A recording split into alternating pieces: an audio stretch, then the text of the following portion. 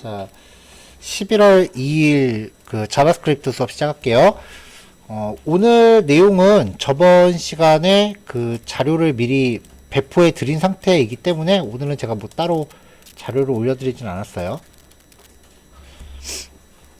네. 잠시만요.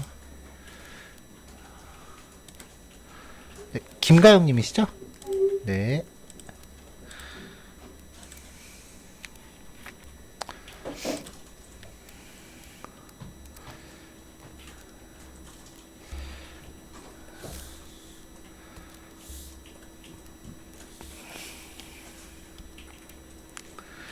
자, 이제 오늘의 주 내용은 여태까지 우리가 자바스크립트로 이제 HTML 제어하는 과정을 봤는데 그런 과정들이 총망라된 일종의 확장팩 기능들이에요. jQuery를 해보신 분은 플러그인이라는 용어가 더 익숙하실 거예요.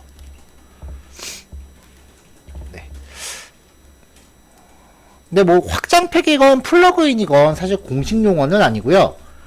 제대로 된 용어를 한번 정리를 해보고 넘어가면 일단 모듈이라고 불리우는 단위가 있습니다. 이 모듈이라는 거는 우리가 한번 봤었던 개념이에요. 그 소스 코드를 일단 파일 형태로 분리한 거예요. 그래서 재사용할 수 있게끔 만든 단위입니다. 여태까지는 우리가 HTML 파일 안에 자바스크립트 코드가 같이 들어갔었는데 그렇게 되면은 링크로 페이지를 이동해버리면은 자바스크립트 또 만들어야 되잖아요.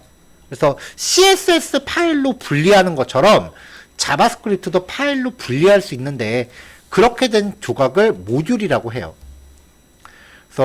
그래서 형태에 상관없이 조립 가능한 프로그램 조각이라는 뜻이에요.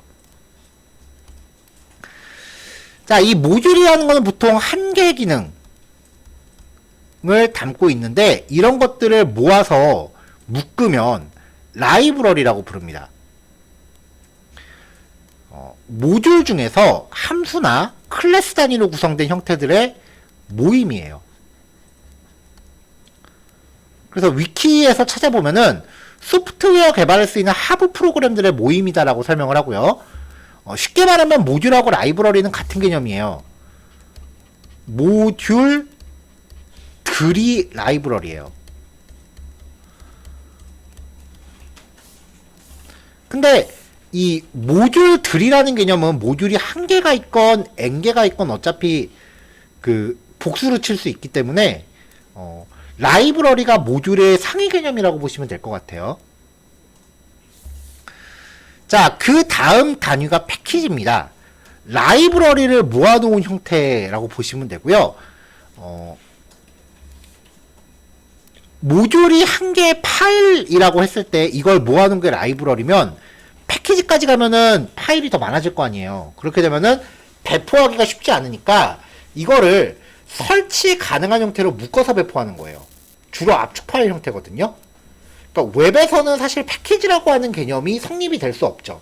웹은 압축 파일을 참조할 수 있는 방법은 없기 때문에요. 그래서 웹에서는 라이브러리라고 표현을 하고요. 가장 대표적인 게 그 jQuery예요. jQuery가 이제 가장 대표적인 라이브러리예요.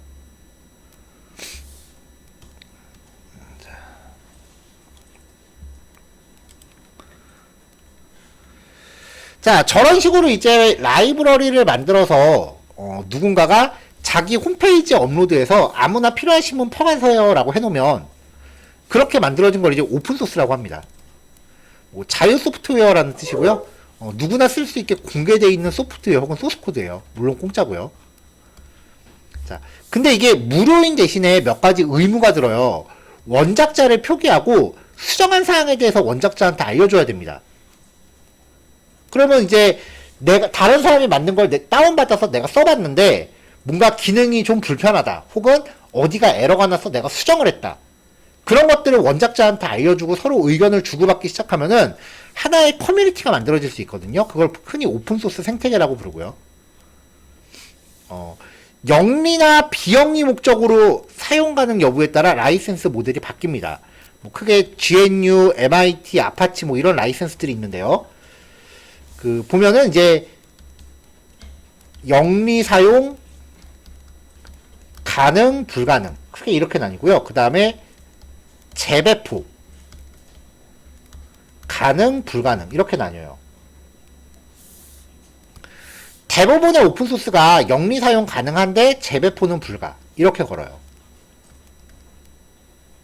이게 가장 일반적인 형태. 아마 이게 GNU 라이센스일 거예요. 영리 사용으로 가능하고 재배포는 불가하다. 이게 무슨 말이냐면요. 여러분들이 그 회사에서 이제 보통 자체 서비스 만들어서 하는 회사보다는 외주 개발하는 회사들이 더 많잖아요. 우리 회사가 그래서 외주 개발을 이번에 했는데 내가 퍼블리싱 하면서 jQuery 플러그인을 다운받아서 많이 썼어요. 그럼 납품하려면 그 플러그인 소스 파일 어떻게 해야 돼요? 같이 줘야 되죠. 라이센스 위반이에요. 걸리면 수억 깨지는 겁니다. 보통 소프트웨어 라이센스 그 벌금이 개당 맥시멈 3천만 원 정도 하거든요. 소프트웨어 저작권 비용이 그래요. 포토샵 같은 거 회사에 불법으로 깔았다. 그럼 3천만 원이에요. 그게 내용 증명이 제가 걸려가서 아는데, 단위도 회사가 걸려갔어요. 그 팀장이 멍청한 짓 해갖고. 그때 제가 3D 게임 회사에 있었는데, 좀 이슈가 될 만한 그 작업이 있었어서, 그 잡지사에서 뉴스에서 취재를 했단 말이에요. 그러면 이제 보통 그런 거 인터뷰할 때 뒤에 뭔가 있어 보이려고 그 모니터 켜놓잖아요. 그 팀장이 자기가 인터뷰하면서 제자리에서 하겠다고 저보고 비키래요. 근데 제가 하필 3D Max를 쓰고 있었는데 그 회사에서 3D Max를 안 사줬단 말이죠. 그게 뉴스를 타고 나갔네요. 빼도 박도 못하네요. 그러면 이제 내용 증명이 어떻게 날라오냐면요. 당신네 회사 그 불법 소프트웨어 쓰는 게 감지가 됐으니까 만약에 3D Max 가격이 한 50만 원이라고 가정하죠. 그 회사 전체에서 저만 쓰고 있었어요. 예를 들어서 뭐 몇 명 더 쓰고 있긴 했어요. 그러면 자 2,900만 원어치 살려야 대표이사님 감방할래요. 그렇게 물어봐요. 내용 증명이 그렇게 와요. 그러니까 합의하려면 2,900만 원어치 사줘야 돼요. 왜 그거 있잖아요. 그 디지털 단지나 가산 쪽에 있으신 분들은 소프트웨어 오는 거 가끔 겪어보신 적 있지 않으세요? 그 가끔 소프트웨어 검열 뜨면은 건물에서 방송하고 그러던데. 검열 떴으니까 알아서들 대처하라고. 그게 옛날에는 그냥 사무실 문을 걸어 잠그면 걔네가 못 들어왔거든요. 근데 그게 지속되니까 그 다음부터 걔네가 경찰을 동원해서 와갖고 사무실 문 따고 들어가요 이제. 그럼 그때부터 이제 컴퓨터 창밖으로 던지고 난리가 나요. 네. 이 라이센스 부분이 조금 조심하셔야 되는 게 그날 우리 회사에서 미팅이 있어서 외부 업체 직원이 미팅을 왔다 치죠. 근데 그 미팅 왔으면 당연히 노트북 들고 올 거 아니에요. 이 노트북에 불법 소프트웨어가 깔려 있었어요. 근데 그때 소프트웨어 검열이 들어왔단 말이에요. 그럼 이 노트북은 누구 책임일까요? 그 시각에 그 회사 안에 있었기 때문에 이 회사 대표 책임이에요. 물론 돈 내고 나중에 구상권 청구하겠죠. 어쨌건 라이센스가 조금 그렇게 민감한 부분이에요. 자, 자바스크립트에서는 그런 부분을 해결하기 위해서 등장한 게 npm이라는 명령어입니다. 보통은 이제 Node.js를 설치하면은 같이 깔려요. 자, 제가 웹페이지를 만들어요. jQuery를 썼다고 쓰죠. jQuery를 쓰고 그 다음에 플러그인을 여러 개를 썼다고 칠게요. 그러면 제가 만든 웹페이지는 이 jQuery와 이 플러그인들에 의존한다라고 얘기할 수 있습니다. 왜냐면 얘네가 없으면 동작을 안 하니까요. 이런 것들을 관리해주는 소프트웨어이기 때문에 프로젝트가 의존하는 패키지 혹은 플러그인들을 다운받기 위해 쓰는 명령어, 줄여서 의존성 관리 프로그램이라고 불러요. 자, 혹시 오픈소스 플러그인들 내려받으신 경험이 있으시다면 뭐 대표적인 거 뭐 찾아볼까요? 뭘 찾아볼까요? 네? 뭐 아무거나 얘기해 주세요. 잘 안 들리는데. 그냥 아무거나 찾을게요. 어차피 똑같으니까요. 뭐야, 웬 성인인증? 얘가 언제부터 성인인증을 받을 필요로 얘가 언제부터 성인인증이 필요한 라이브러리였을까요? 팝업창 만드는 건데. 저 아무 짓 안 했어요. 그래. 자, 얘네들을 사용하는 방법을 보면은요, 예전에는 그냥 다운로드 받을 수 있게 링크가 있었는데, 언제부턴가 이제 거의 대부분의 그 플러그인들이요, npm이라고 하는 부분을 이렇게 제시를 해줘요.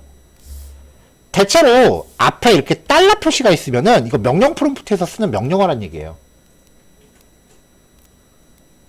자, 요거를 쓰면은 무슨 일이 생기는지 한번 해볼게요. 지금부터 나오는 게 여기 그 마크다운 파일에 있는 건데요. 자, 제가 프로젝트를 진행하는 폴더가 여기라고 가정하죠. 이 마이 프로젝트라는 폴더에서 제가 작업을 한다고 가정을 할게요. 자, 여기서 이제 명령 프롬프트 열고요. 열렸죠? 자, 글자 좀 바꿀게요.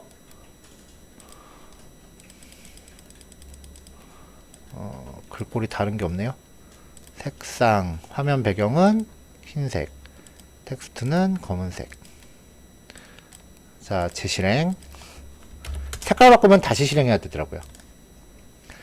자, 이 위치에서 이 명령어를 내려볼게요.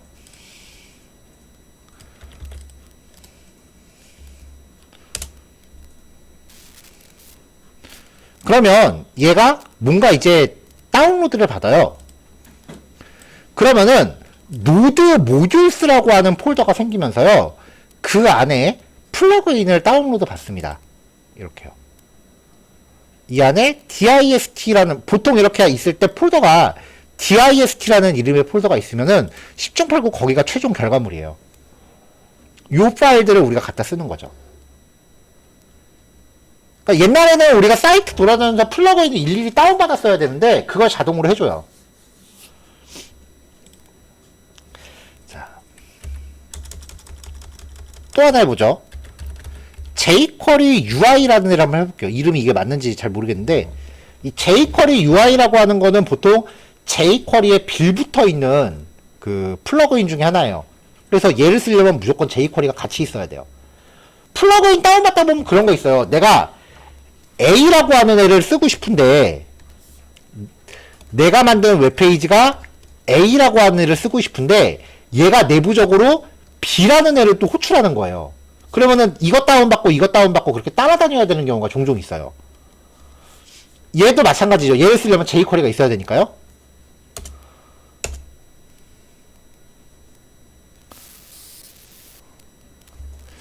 자, 다운받았어요. 그럼 노드 모듈스 폴더 안에 있겠죠? 자, 보시면 jQuery UI가 들어오면서 얘가 의존하고 있는 jQuery도 같이 들어옵니다. 이렇게 그 체인처럼 엮여있는 애들을 그냥 일괄적으로 다 받아줘요. 일단 이것만 해도 굉장히 혜자죠. 자, 그리고 이렇게 명령어를 쓰다 보면은 자연스럽게 package.json이라는 파일이 생깁니다. 원래는 이 파일을 먼저 만들어 놓고 시작하는 건데 없으면 자동으로 생겨요. 자, 이 파일을 열어보면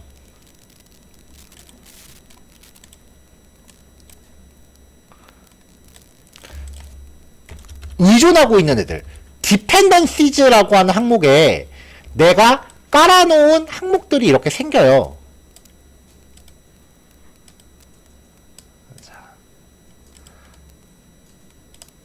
자, 노드 모듈스 폴더를 다시 띄워놓고요. 자, 이제 한참 코딩하다 보니까 jQuery UI라는 애가 이제 필요 없어진 것 같아요. 그래서 지우겠습니다. npm uninstall jQuery UI. 이렇게 해서 명령을 내리면 자, jQuery UI뿐만 아니라 아까 같이 받아낸 jQuery까지 깔끔하게 지워지고요. 요 왼쪽에 있는 이 파일에서도 기록이 사라집니다.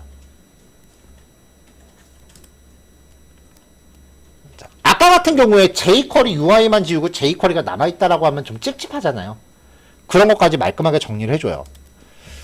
자, 이제 몇 개를 더 받아볼게요. jQuery UI 다시 받고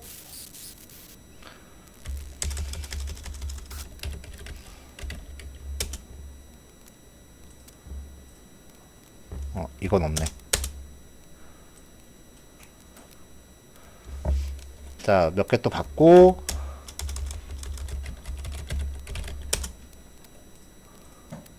몇 개를 받아요. 그럼 명령어를 내리면 여기에 제가 다운받은 플러그인들이 차곡차곡 쌓여요. 그리고 나서 요 package.json이라는 파일의 내용도 이렇게 업데이트가 되겠죠. 자, 그러면 납품할 때 이 노드 모듈스 폴더를 같이 납품하면 안 된다고. 같이 납품하시면 안 된다고요. 라이센스 위반이라니까요. 재배포 불가해요, 오픈소스는. 납품할 때 지웁니다.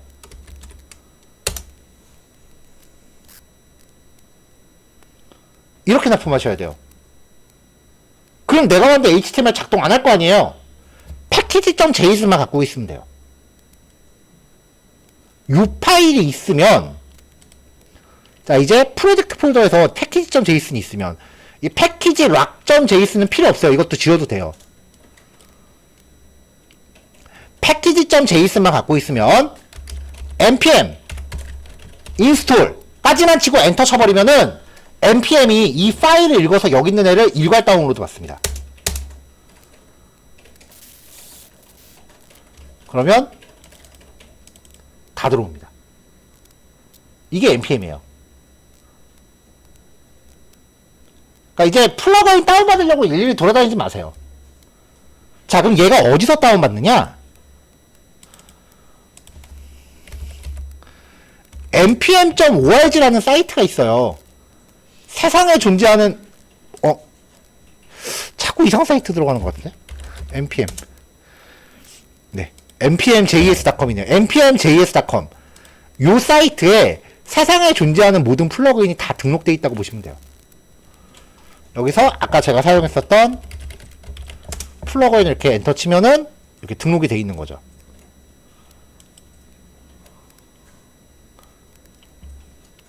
그럼 이제 여기 레파지토리, GitHub 주소, 공식 홈페이지, 그리고 다운로드 받기 위한 명령어, 간단한 사용 방법.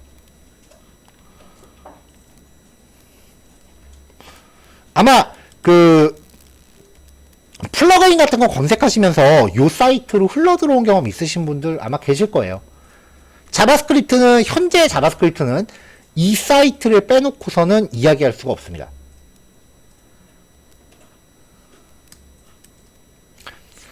자, 그럼 다시 리드미 파일로 갈게요.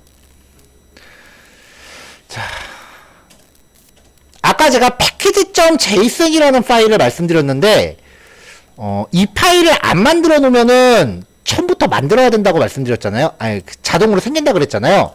근데 웬만하면 이 파일은 직접 만드시는 게 좋아요.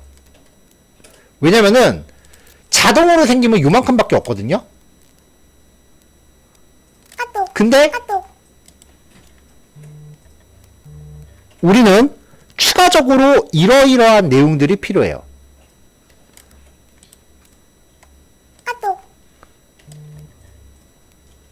좀 다르죠?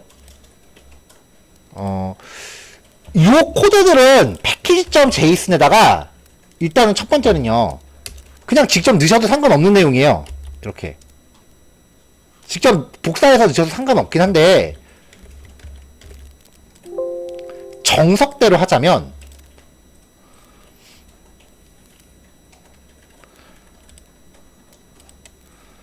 자, 프로젝트에서 명령 프롬프트를 합니다. 그리고 npm init라는 명령을 내립니다.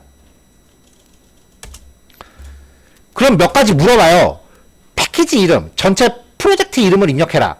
입력 안 하면 폴더 이름이 기본값입니다. 그냥 엔터 치면은 폴더 이름대로 들어가겠죠? 다 엔터 치셔도 돼요. 나중에 고쳐도 되거든요. 버전 입력하래요. 엔터. 프로젝트 설명 입력하래요. 엔터. 이 엔트리 포인트. 시작 파일의 이름을 쓰래요. 뭐 보통 웹페이지면은 index.html이겠죠. 입력 안 하셔도 돼요, 이거. 그냥 엔터. 테스트를 위한 명령어들이에요. 우리는 테스트 따로, 그, 노드 같은 경우는 테스트를 하기 위해서 명령어를 따로 내려요. 근데, 뭐, HTML은 그런 거 없으니까 그냥 엔터. GitHub하고 연결되어 있으면은 GitHub 저장소 주소를 넣어놨는데, 안 넣어, 여기 있는 거 아무것도 입력 안 해도 상관없어요. 그냥 엔터만 계속 치세요. 자, 그럼 이 내용이 맞습니까? 라고 물어봐요. 그냥 엔터 치시면 예스가 돼요. 엔터. 그러면 요 내용을 기본값으로 하는 package.json이라는 파일이 생깁니다.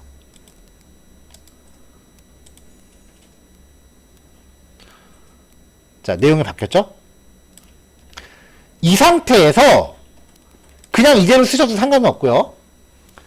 이 상태에서 여기 아무데나 타입 콜론 모듈이라는 값을 추가하시면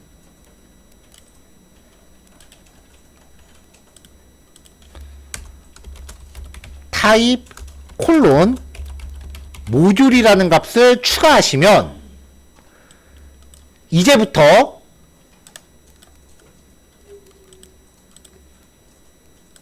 이 package.json이 존재하는 폴더 하위의 자바스크립트 파일들은 모두 ES6로 고정됩니다. 자바스크립트 타입 모듈이라는 값을 적으시면요, 이 폴더 하위에서는 모두 ES6로 고정됩니다.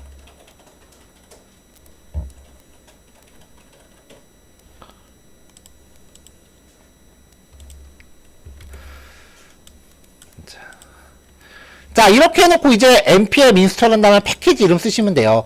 빼기 2개 하고 세이브라는 옵션을 넣으면은 다운받은 패키지 정보가 이 package.json에 기록이 되는 게 원래 기본값이었거든요. 그래서 예전에는 이 세이브 옵션을 안 주면은 package.json에 기록이 안 됐어요.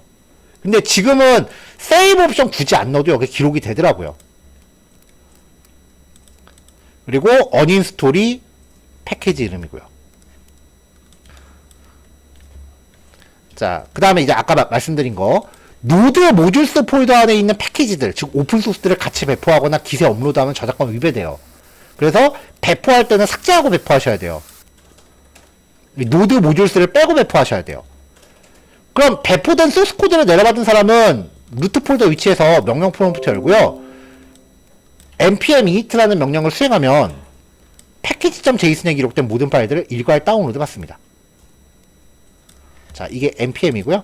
그 밑에 들어가 있는 요 animations.js라는 요거는 실제 수업 예제 코드랑 좀 다른 내용이라서요. 요거 제가 작성하다가 지운다는 거를 못 지웠습니다. 요거는 그냥 배제하고 코드로 넘어갈게요.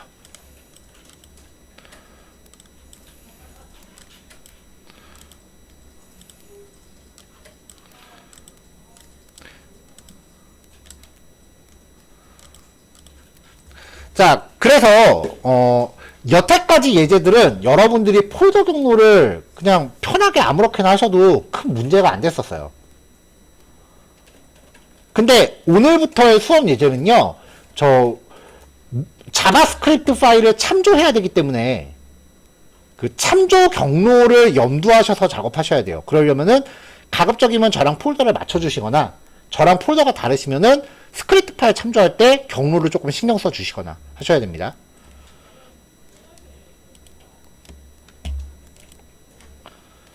자, 그래서 저는 자바스크립트 수업을 진행하는 그 루트 폴더가 있습니다. FTP를 치면은 여기가 FTP 제일 상위 폴더라고 보시면 돼요. 이 폴더 위치에서 명령 프롬프트를 실행할게요. 이 폴더 위치에서 명령 프롬프트를 실행할게요. 그러니까 비주얼 스튜디오로 열어놓고 있는 폴더 있잖아요. 그 폴더 위치에서 명령 프롬프트를 실행하고요. 여기서 npm 한 칸 띄고 init 라고 명령어를 내리겠습니다. npm 한 칸 띄고 init. 뭔가 물어보면 다 엔터 치시면 돼요.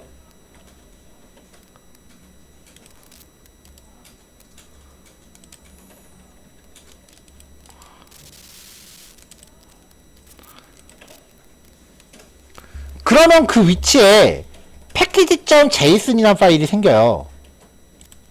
파일 열어서 type module이라는 행을 직접 넣으시고요.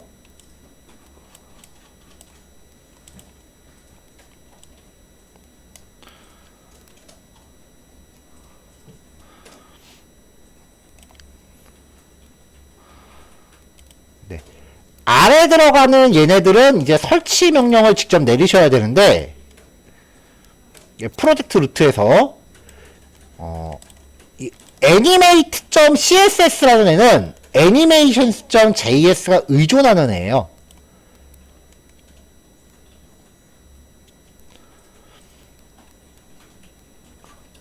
그리고 axios라고 하는 애는 나중에 ajax 쪽에서 쓰일 거니까 오늘 당장 쓸 애는 아닙니다. 그럼 여러분들이 설치하셔야 되는 명령어는 npm install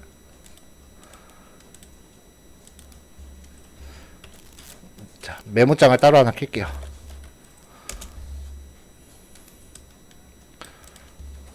어이구, 글꼴. 자, npm install animations, npm install aos. 여기 사이에 빼기 두개 세이브 옵션. 옛날에는 이걸 꼭 줬어야만 됐는데 요즘은 크게 안 줘도 상관없다고 말씀드렸어요. 그리고 npm install chart.js. 네, 이렇게 세 개를 미리 설치를 할게요. 뭐 나중에 설치할 것까지 미리 설치하실 분들은 npm install axios라고까지 설치하시면 됩니다. 저 axios는 ajax용 라이브러리라서요. 23단원에서 나올 거예요. 미리 깔아 놓을게요.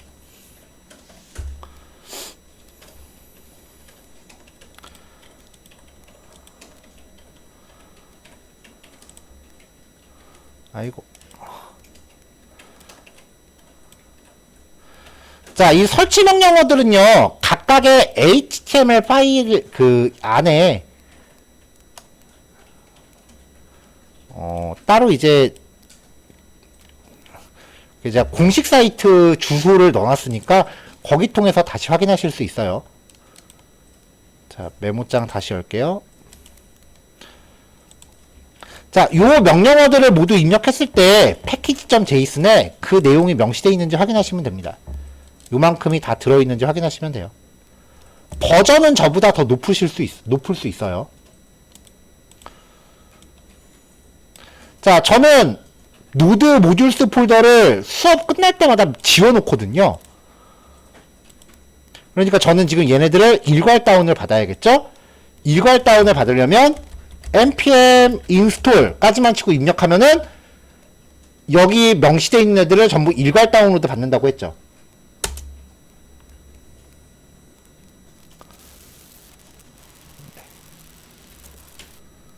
쭉 다운받아서 여기 노드 모듈스 폴더 안에 보면은 필요한 애들이 쫙 하고 들어왔습니다.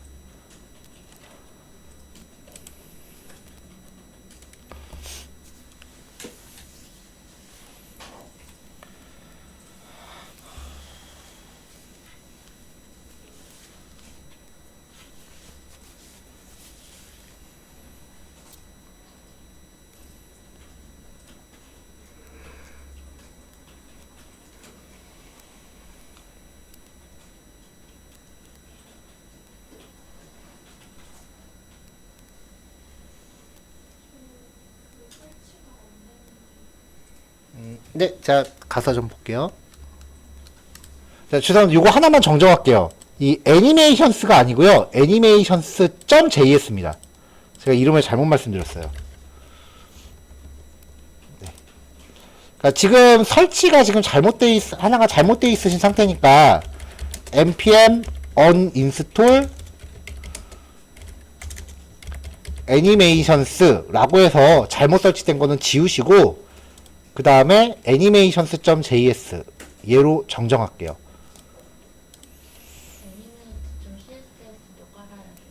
네, 근데 animate.css가 얘를 까면 원래 같이 깔리는 애예요.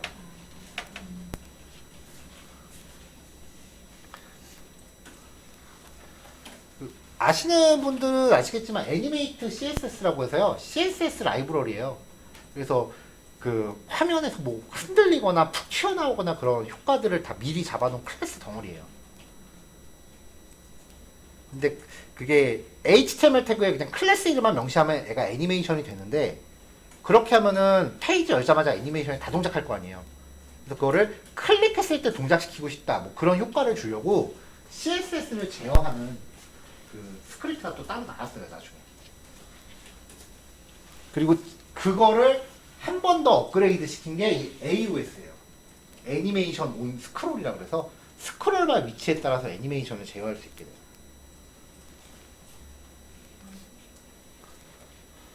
이거 저번에 제가 보여드리려다가 그 실패했는데 오늘 라이브러리 깔았으니까 그 다시 보여드리면은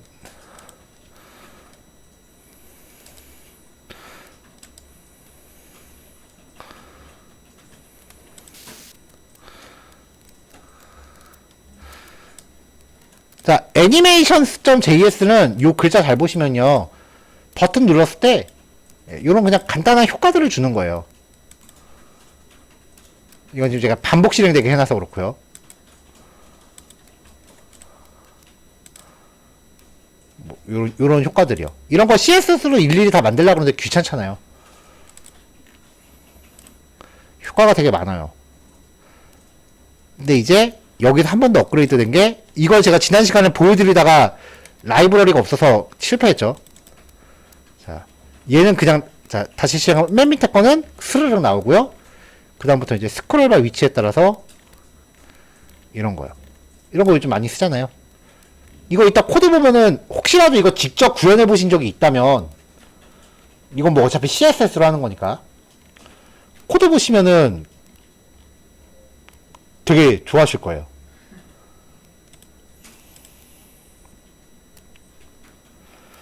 자, 다 되셨을까요? 자, 그럼 이제 자바스크립트 라이브러리를 참조하는 방법에 대해서 이야기를 해볼게요. 오늘 그 수업 자료 받으신 거 보시면요. ES5랑 ES6라는 폴더가 있을 겁니다. 이게 우리가 예전에 모듈 만들기에서 했었던 ES6 폴더는요. 우리가 예전에 모듈 만들기에서 했었던 그 예제 파일들을 그대로 가져온 거예요. 그때 헬로월드라는 ES6 버전 모듈의 특징은 뭔가 함수를 만들어서 걔를 내보내는 기능으로 이렇게 등록을 시켜요, 항상. 익스포트라는 식으로 등록을 시켜요. 파일 하나에 한 가지 기능만 있다면 익스포트 디폴트라고 해서 하나의 대표 기능으로 설정하고요. 여러 개 기능이 포함되어 있다라고 하면은 익스포트 한 다음에 중괄호 열고 기능들을 묶어서 내보내요. 얘는 클래스 내보낸 거고 이거는 클래스를 객체로 만들어서 내보낸 거고요. 자, 이렇게 돼 있는데 ES5 버전의 특징은요. 익스포트라는 거를 명시를 안 해요. 자, 비교해 볼까요? 모두 닫기. 왼쪽은 ES5, 오른쪽은 ES6. 자, 보시면 같은 코드인데 요거 차이예요. 그쵸?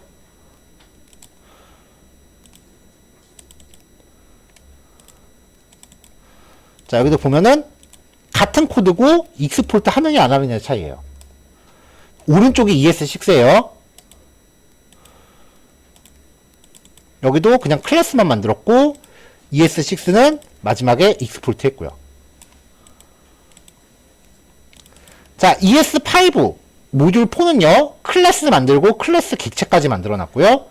그 다음에 ES6 버전은 여기는 객체 만든 걸 변수에 담았는데 얘는 객체 만들어서 익스포트 했고요. 이 차이입니다. 그러면 HTML에서 얘네들을 각각 사용할 때는 어떻게 차이가 나느냐? 자, 1번 ES5입니다.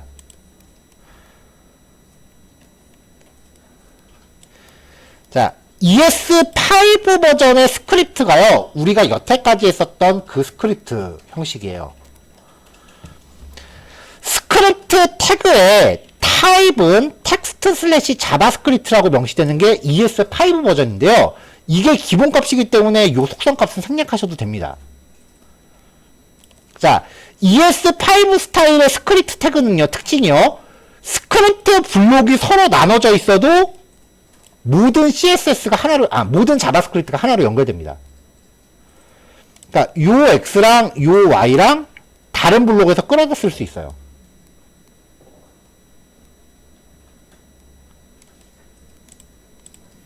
그래서 막 작성하다 보면 나중에 변수가 꼬이는 일이 되게 비일비재해요. 자, ES5 스타일의 자바스크립트 모듈 참조는요, 스크립트 태그에 src 속성으로 자바스크립트 파일을 명시하는 겁니다.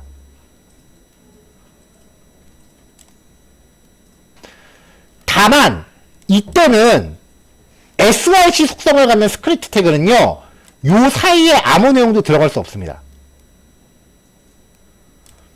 src 속성을 갖는 스크립트 태그는 내부에 소스 코드를 포함할 수 없습니다. 자, 이렇게 src 속성으로 모듈을 참조할 때는 그냥 그 모듈의 내용을 요 자리에다가 복사 붙여넣기 한다고 생각하시면 돼요. 이 모듈의 내용을 요 자리에다가 복붙한다라고 생각하시면 돼요.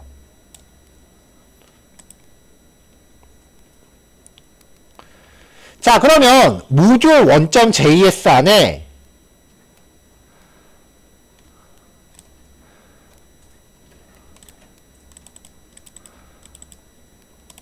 자, 모듈 1.js 안에 helloworld라는 펑션이 있어요. 이 펑션이 그냥 요 자리에 있는 거랑 마찬가지이기 때문에 그냥 평상시처럼 쓰면 됩니다. 블록이 서로 나눠져 있어도 코드가 다 이어진다는 특징이 있다 그랬죠? 그래서 그냥 쓰시면 돼요. 아무 꺼리낌 없이 쓰시면 돼요. CSS 쓰는 거랑 개념이 똑같아요. 자, 마이모듈2에는 요런 애들이 있죠? 그러면 요 네임 그냥 쓰시면 되고요. 프로퍼티가 제이슨이잖아요? property.id, property.type 그냥 쓰시면 되고요. say 그냥 함수죠? 익명함수 스타일로 만들어 놓은 일반 함수예요. 그냥 쓰시면 돼요. 아무 꺼리낌 없이 다이렉트로 그냥 호출하시면 돼요. 홈.포스트코드, 홈.어드레스, 홈.get어드레스 그냥 다 쓰시면 돼요. 별 차이 없어요. 자, 모듈 3 클래스니까 요 my 클래스를 객체로 만들어서 기능을 써야죠. new에서 객체 만들어서 써야죠.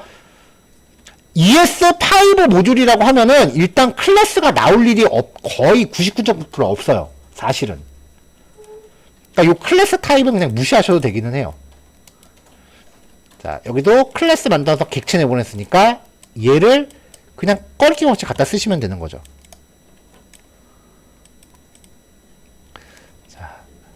자, 이렇게 ES5 스타일로 모듈을 만들면요, 스크립트 태그가 서로 분리되어 있어도 변수들이 다 하나로 합쳐져서 실행된다 그랬잖아요. 그래서 재밌는 게 뭐냐면은 여기 모듈 1에서 const my age는 20 그리고 모듈 2에서 my age 플러스 모듈 3에서 console.log 나는 플러스 my age 플러스 세입니다 라고 출력하면 이 자바스크립트 파일 하나하나를 개별적으로 놓고 보면 말이 안 돼요. 얘 입장에서 갑자기 my age 플러스래. 그게 얼마인지 나와 있지도 않는데. 근데 이걸 다 HTML에서 합쳐놓고 나면은 스토리가 이어지는 거예요. 여기 하나, 스크립트 src는 그냥 이 코드 그대로 복붙하는 거라고 생각하시면 된다고 했죠. 여기다 복붙 하나, 그 다음 파일을 여기다 또 복붙. 그러면 여기 my age 있고 여기 플러스 있잖아요. 그러니까 변수가 여러 파일에 저렇게 나눠져 있어도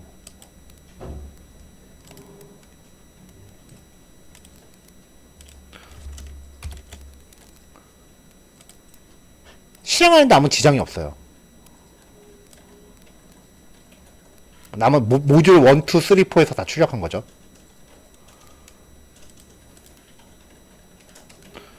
모듈 2의 15번째 줄.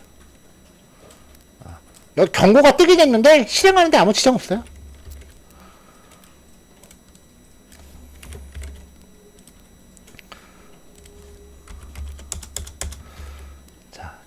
자, 그래서 이런 스타일로 작성하다 보면은 웃지 못할 일이 뭐냐면, 여기에서 만약에 내가 i라는 변수를 하나 만들었어요. 그리고 다른 파일 작업하다가 아까 i라는 값을 만들었다는 거 깜빡하고 여기서 i라는 값을 또 만들면 프로그램이 엉켜요. 그런 일이 좀 비일비재해요. 그래서 흔히 겪는 일이 자바스크립트 플러그인들을 여러 개를 막 이렇게 갖다 쓸 때 플러그인들끼리 서로 충돌하는 경우가 있어요. 그게 지들끼리 코드가 엉켜서 그래요. 하지만 이 방법이 현재까지 가장 일반적인 방법입니다.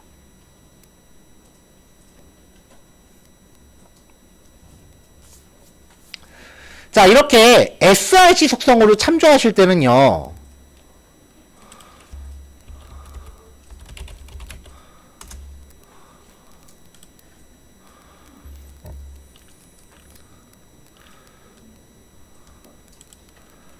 참조하실 때는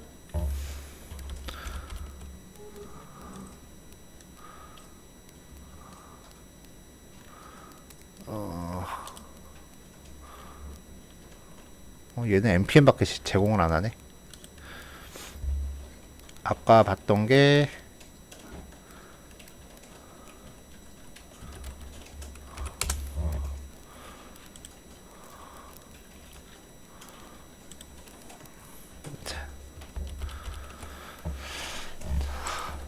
자, 지금 여기 보면은 스크립트 태그 src 속성이 들어있는데 CDN 컨텐트 딜리버리 네트워크라는 그 용어의 준말입니다.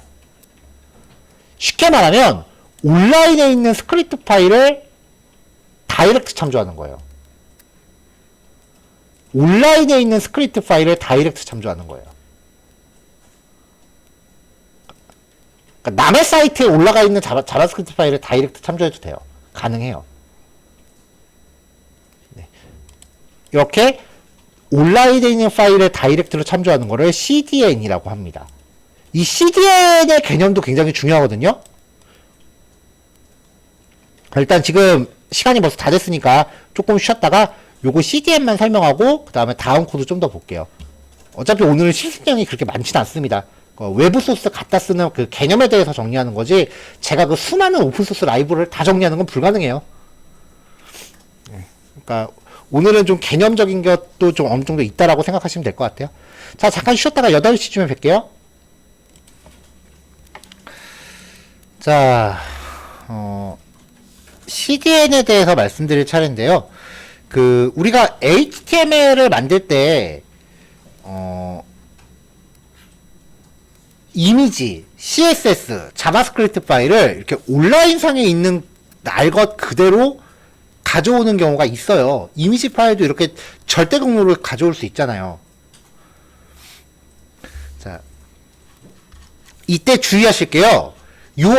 원래 온라인 주소가 HTTP나 아니면은 HTTPS로 시작하죠.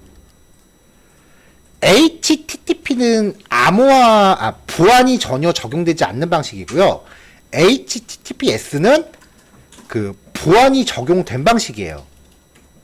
그래서 HTTP로 접근하는 경우는 사용자가 입력한 내용이나 그런 걸 중간에서 가로채는 게 굉장히 쉬워요. 실제로 커피숍 같은 데 가서 한 1시간 앉아있으면은 거기서 와이파이 연결해서 카톡하는 사람들 대화 내용 다 훔쳐볼 수 있어요. 별로 어렵지도 않아요, 그거.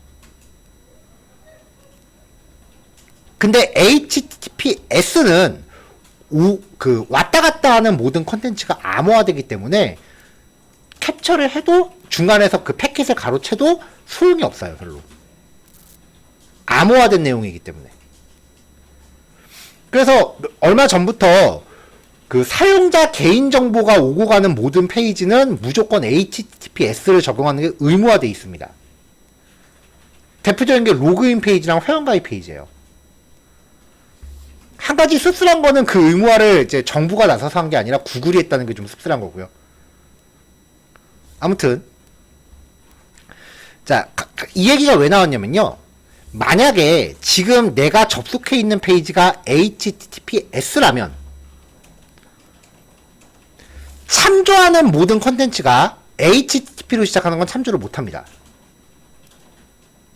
HTTPS로 시작하는 것만 참조합니다. 만약에 내가 지금 접근해 있는 페이지가 HTTP라면 둘 다 참조 가능합니다. 그러니까 보안 수준이 높은 거에서는 보안 수준이 낮은 걸로 못 가게끔 막아요. 브라우저가.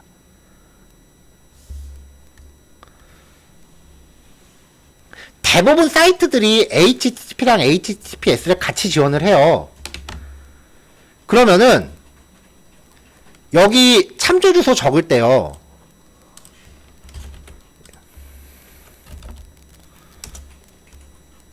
크롬으로 다시 들어가 볼게요.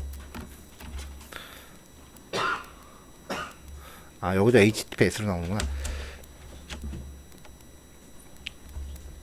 참조 주소를 적을 때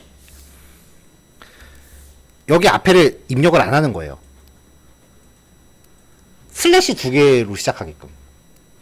이렇게 적으면은 웹브라우저가 알아서 내가 지금 접속해 있는 사이트가 HTTP로 시작하면은 여기를 그렇게 적용을 하고요. HTTPS면 여기도 그렇게 적용을 해요. 그러니까 내가 지금 접속해 있는 그 사이트의 방식을 자동으로 감지하는 게 아예 앞에 생략하고 명시하는 거예요. 이미지, CSS, 자바스크립트 모두 해당되는 얘기입니다. 그래서 절대 경로로 참조하실 거면 앞에 그냥 빼버리고 슬래시 2개부터 시작하세요. 그냥.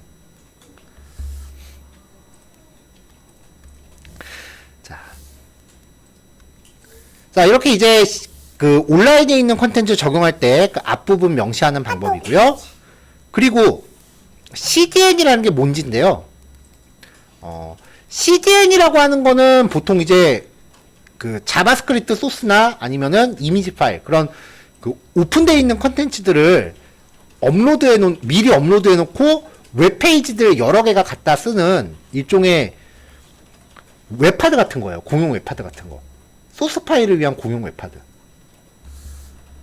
얘네가 어떤 방식으로 동작하냐면요.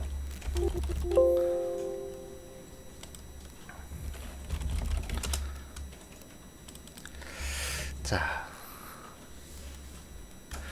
두 개의 웹사이트가 있다고 치죠. A.com, B.com. 이 두 개의 사이트가 모두 jQuery를 쓴다고 가정하겠습니다. 그럼 jQuery를 쓰는 첫 번째 방법은 jQuery 사이트 가서 소스 파일 직접 내가 다운로드 받아갖고 HTML을 참조시키는 거예요. 그래서 jQuery 사이트에서 소스 파일을 다운받았어요. 그럼 A.com에 jQuery.js라는 파일이 있을 거고요. B.com에도 jQuery.js라는 소스 파일이 있겠죠.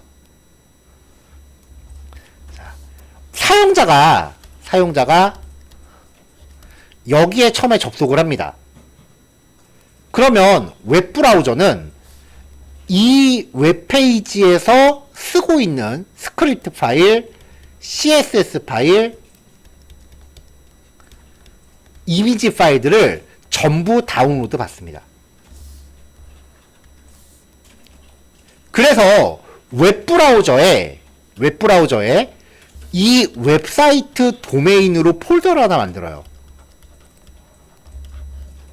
그리고 다운로드 받은 파일들을 일정 기간 동안 저장하고 있습니다.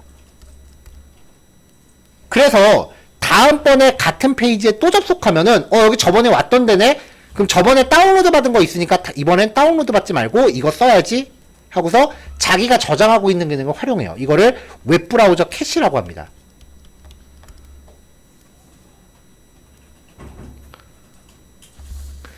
다음에 B닷컴에 또 접속을 해요. 그러면은 B닷컴이라는 폴더를 만들고 분명히 이 jQuery랑 요 jQuery는 같은 파일이에요.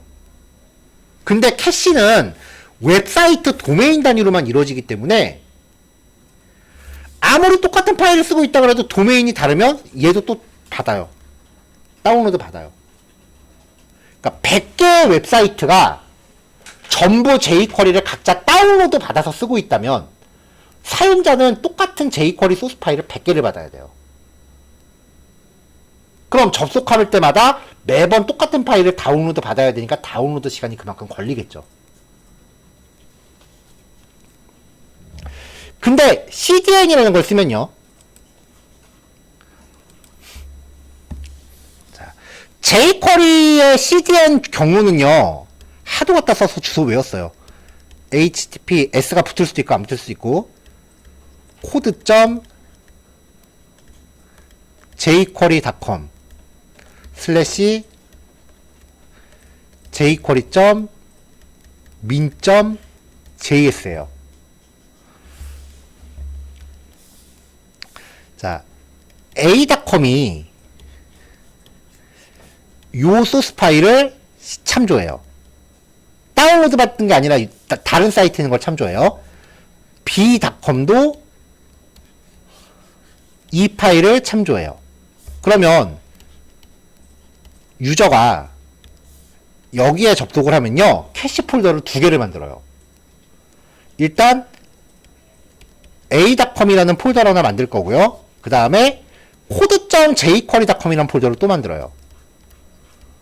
code.jquery.com 왜 이렇게 안 써지지? 그래서 요 사이트에서 쓰고 있는 자원을 캐시로 저장하고 이 jQuery 파일은 여기다 저장하는 거죠.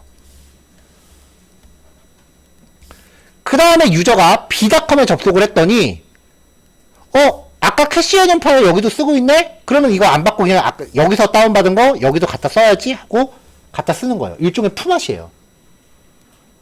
네트워크 트래픽 푸맛이에요.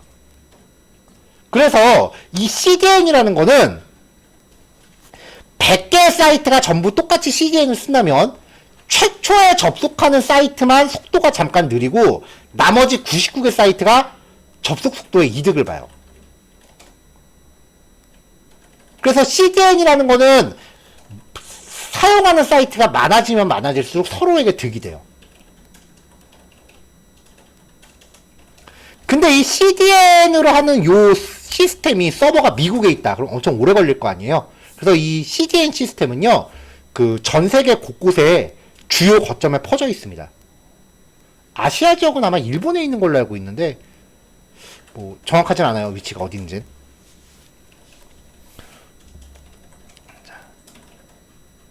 그래서 이 CDN 방식을 쓸 수 있으면 쓰시는 게 좋아요. 근데 어떤 회사는 좀 이렇게 외부에 있는 거 갖다 쓰는 거를 괜히 꺼려하는 회사들도 좀 있기는 해요. 특히 그 정부 과제하는 회사들이 주로 많이 그래요. 근데 뭐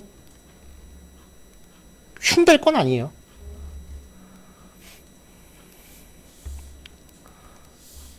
요즘 정부 과제 쪽도 그런 쪽에 좀 많이 그 유연해져서 괜찮아요.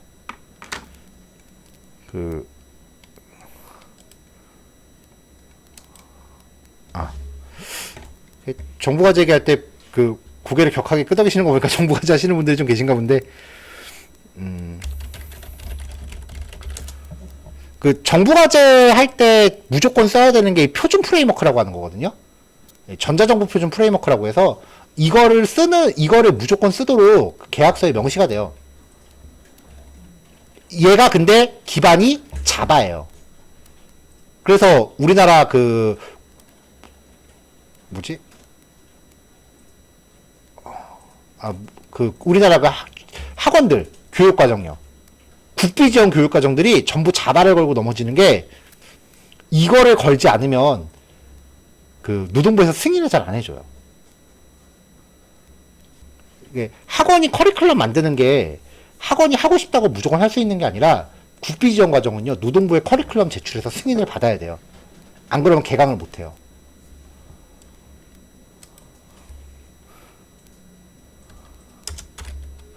이게 됐는지 모르겠는데, 근데 작년에 이게 나오면서 이제 갑자기 이제 사람들이 이거 공부 더 하기 시작했어요. 이 GOV 프레임, 정부 표준 프레임워크 템플릿 리액트 가미된 거예요. 이거를 얘네가 공개해서 이렇게 테스트를 시작해갖고, 아, 조만간 정부 표준 프레임워크에 리액트 들어가겠구나 라고 해서 이제 그 정부가 제안하는 회사 퍼블리셔들이 난리가 났죠.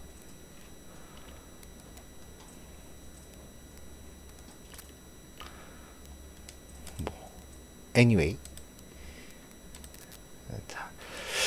자, 그래서 ES5 스타일로 자바스크립트 참조하는 거는 SRC 속성에 경로를 넣으면 되는데, 경로 넣는 방식은 첫 번째는 내가 직접 다운로드 받아서 이미지 참조하듯이 경로 넣던지, 아니면 온라인상에 있는 주소를 그대로 적용하던지, 두 개 모두 가능하다 이고요.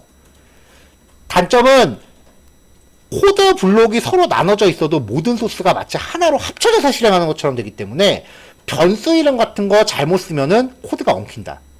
그런 그 위험성이 있다는 거예요. 그러면 이제 ES6 버전으로 할 때는 어떻게 되느냐?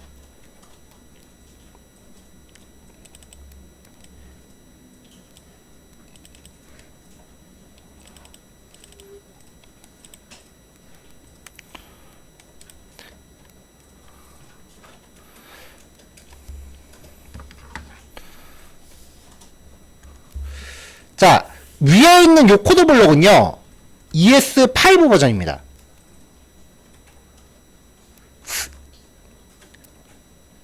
S타입은 오타예요. 그냥 타입이에요. 지금 봤네요. 자, 근데 어차피 요거는 기본값이기 때문에 안 넣어도 돼요. 자, ES5 스크립트 블록에서 만든 변수는요,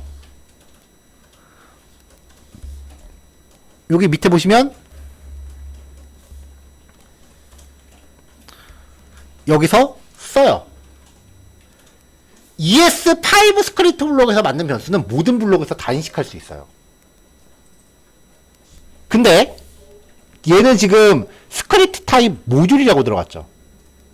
이게 ES6 버전이에요. 이 스크립트 블록 안은요, ES6 문법을 써야 돼요. HTML 파일 안에 문법이 서로 다른 자바스크립트가 공존할 수 있어요, 이제. 점점 난리가 납니다, 이제. 갑자기 조용하니까 이상한데요? 갑자기 숨소리도 안 들리는데? 자, 이 스크립트 블록 안에서 만든 변수는요, 이 스크립트 블록은요, 타입 모듈 속성을 가지면은 그 안에 코드를 넣을 수 있고요. 그 다음에, 요 스크립트 안에서 만든 변수는 이 블록을 빠져나가지 못합니다. 이 안에서만 유효합니다. 그러니까 용도를 나누기를 애시당초 ES5 버전은 전역 변수 만드는 용, ES6 버전은 지역 변수 만드는 용, 그렇게 생각하시면 돼요. 그리고 다른 스크립트 파일을 참조하는 방식이 바뀝니다. 임포트합니다. SRC 속성을 안 써요. 자, 현재 파일을 기준으로 ES6 폴더 안에 myModule 1.js를 my1이라는 이름으로 가져와라 라고 하면은, 지금 여기서 익스포트하는 이 헬로월드라는 기능 있죠. 얘가 지금 요로 익스포트 되잖아요. 이거를 my1이라는 이름으로 받는 거예요. 그럼 그때부터 my1을 호출하면은 이게 실행되는 겁니다. 이 방식에 빨리 적응하셔야 돼요. 왜냐면 리액트는 이렇게밖에 안 써요. 리액트는 이 방식밖에 안 써요.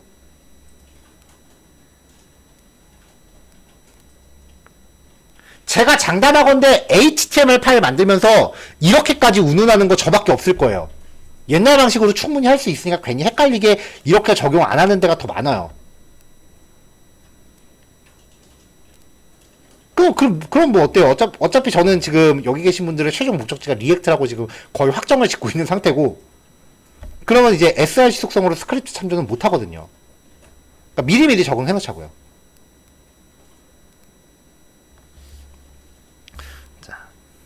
자, 타입 콜 모듈 속성을 갖는 블록에서의 변수는 다른 블록에서 인식 불가입니다. 이 안에서 변수 만들면 딴 데서 인식을 못해요. 근데 타입 콜 스크립트, 텍스트 기반의 자바스크립트 이걸 갖는 애들은 모든 블록에서 인식 가능해요. 그러니까 지금 여기 보시면 스크립트 타입 모듈이라고 만들어 놓고 여기 my1이라는 거를 임포트해서 가져왔잖아요. 그럼 이 my1은 딱 여기에서만 유효하고 딴 데서는 못 써요. 그러니까 여기에서 만들어진 모든 변수와 함수는 이 블록을 빠져나가지 못한다예요.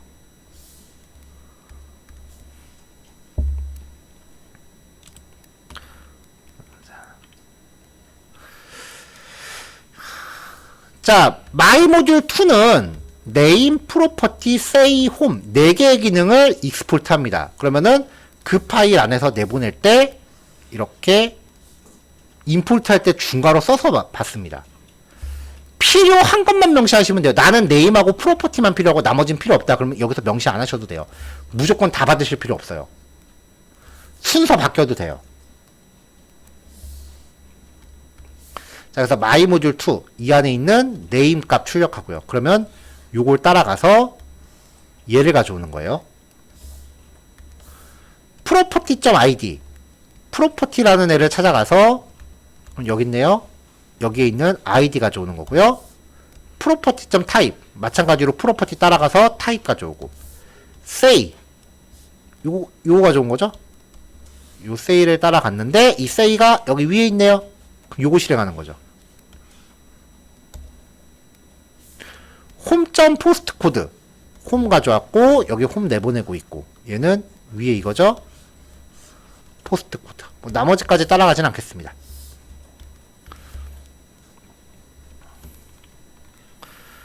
자, 이제 myModule 3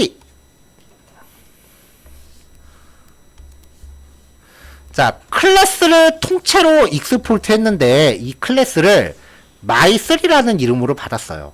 근데 클래스라는 거는 그냥은 못 쓰죠. 객체를 만들어야만 쓰죠. 그래서 new my3라고 해서 객체 만들고 이 객체, 그러면 이 객체 안에 이 안에 있는 모든 기능들이 한 번에 부여되는 거죠. 그래서 myModule obj.say 호출하면은 얘를 쓸 수 있는 겁니다.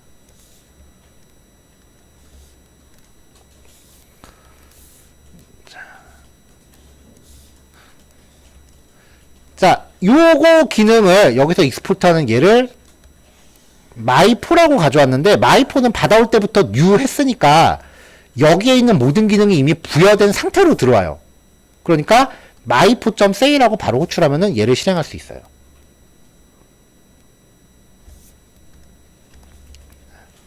자, 아직까지도 웹페이지 만들 때는 ES5 스타일이 더 많이 쓰입니다. 일반적인 웹페이지 만들 때는 ES5 스타일이 아직까지는 7, 80% 이상 쓰일 거예요. 그러니까 배포되는 오픈소스 라이브러리들도 ES6 버전을 지원하지 않는 경우가 더 많아요. 근데 제 생각에는 내년 6월달 기준으로 완전히 판도가 바뀔 거라고 봐요. 왜냐면 내년 6월달부터 이제 공식적으로 익스플로러가 아예 그 동작이 정지되기 때문에.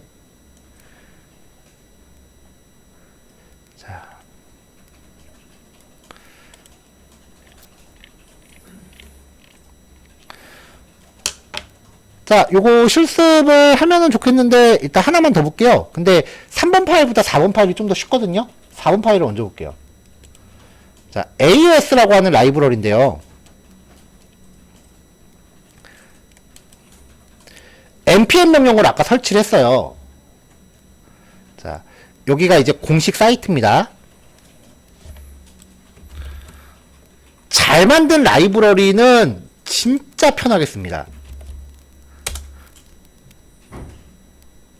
자, 요건데요. 이렇게 쭉 이렇게 내려가다 보면은 여기 쓸 수 있는 데모가 이렇게 나와요. 그리고 위에 고양이 모양이 이제 공식 사이트니까 여기 들어가 보면은 매뉴얼도 밑에 이렇게 보면 나와요. 자, 인스톨레이션. 처음에 CSS를 참조하래요. CDN 방식으로 안내해 주네요. 그리고 자, before closing body, 바디 태그 닫기 전에 initialize AOS를 초기화해라. 그래서 AOS 스크립트를 참조하고 AOS.init를 호출하래요. 그리고 만약에 그 npm을 쓴다면 이런 식으로도 쓸 수 있대요. 이거 보고서 아 얘는 ES6 지원하는구나 라고 인지를 한 거예요. 여기 써 있으니까. 그래서 일단은 npm 명령어로 설치한 다음에 CSS 파일 참조하고요. 그리고 바디 태그 닫기 전에 자바스크립트 파일 참조하고 AOS init를 호출합니다. 그럼 얘가 하는 일이 뭐냐면요. AOS라는 라이브러리가 자체적으로 정한 데이터 머시갱이 속성들이 있어요. 그 속성을 싹 읽어요. 우리 전에 데이터 뭐뭐뭐 속성 집어넣으면은 자바스크립트가 어떤 역할, CSS 같은 거 강제로 적용하는 거 가능했었죠. 그 원리로 만들어진 거거든요. 그래서 그 다음부터 데이터 AOS 애니메이션 종류 문자열입니다. 애니메이션 이름, 데이터 AOS 듀레이션, 애니메이션 속도입니다. 1000분의 1초 단위예요. 데이터 AOS 이징, 애니메이션 재생 옵션. 왜 CSS 트랜지션 보면 이징 옵션 있죠. 그거랑 똑같은 값이니까요. 그거 적용하시면 되고, 애니메이션 AOS 오프셋. 대상 요소가 화면 하단으로부터 떨어진 거리예요. 이 거리에 도달하면 애니메이션이 작동해요. 그러니까 0이라고 하는 거는 요 박스가 여기 위에 클래스 보시면 사이즈 적당히 주고 배경 색깔 주황색으로 좀 그 div 태그 박스예요. 오프셋 0이라는 거는 얘가 화면 선반이 여기 맨 밑면에 도달하기만 하면 애니메이션이 동작을 해요. 근데 오프셋 300이라고 하면은 밑에서 얘가 300 정도 올라와야 애니메이션이 동작을 해요. 300픽셀 정도. 그래서 이렇게 애니메이션 이름 쭉 명시하고 오프셋 이거는 적당히 수치값 줘가면서 내가 어느 위치에서 동작하면 좋겠다라고 해서 적당히 그 확인하면서 값을 고치세요. 애니메이션 재생 옵션 저번에 저는 이게 제일 적절한 것 같아요. 조금 이따 확인시켜 드릴게요. 애니메이션 듀레이션 0.6초 동안 나타나라. 이렇게 데이터 속성만 주면은 알아서 동작합니다. 끝납니다. 그 밖에 자세한 효과는 여기 공식 사이트 주소를 걸었으니 여기 가셔서 하나씩 보시면은 애니메이션 이름 여기 다 나옵니다. 직접 보시고 마음에 드는 애니메이션 찾으세요.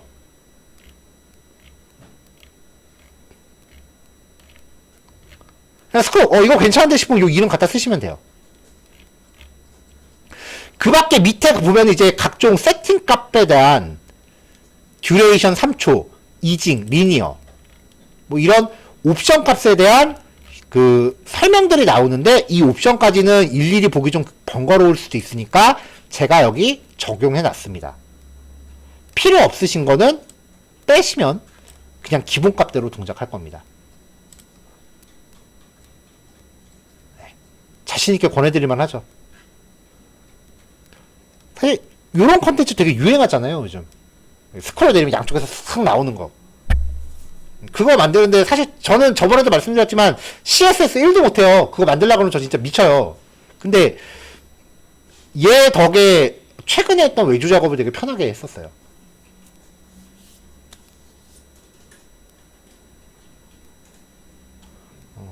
그리고 오늘 그 학생들이 이제 포트폴리오 이제 기획서를 저한테 써서 저한테 제출했는데 그 학생들 중에 이제 자라 홈페이지를 클론 코딩 하겠다는 애들이 있었어요.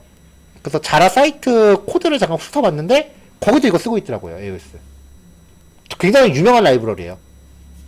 일단 제가 안다는 것 자체가 이미 남들 다 쓰고 있다는 얘기예요. 제가 이런 거 좀 늦거든요.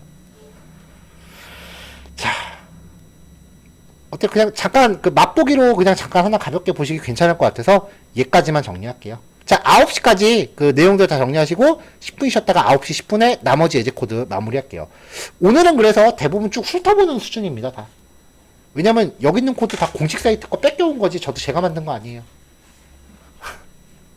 자, 이따 뵙겠습니다. 자, 넘어갈게요. animate.html 이라고 하는 파일인데요.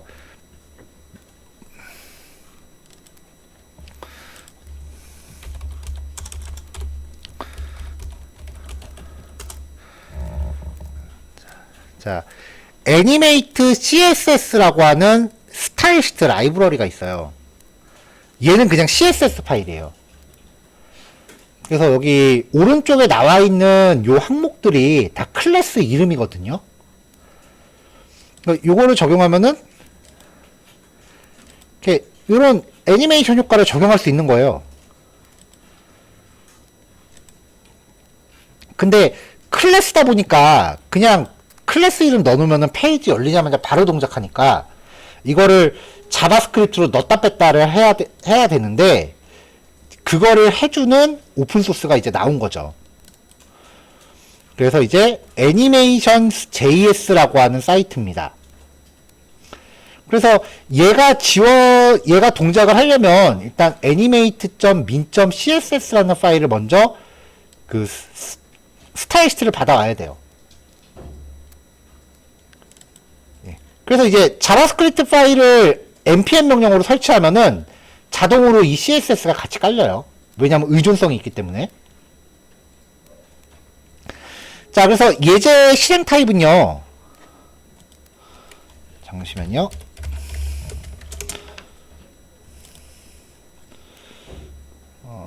자바스크립트 단톡방이 여기 있다.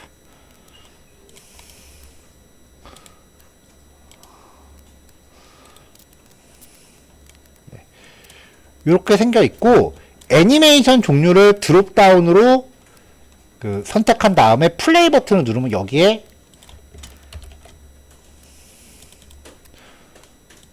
자, 여기에요. 지금 이렇게 돼 있는데 플레이 버튼을 누르면은 얘한테 이제 그 애니메이션을 적용해 주는 거예요.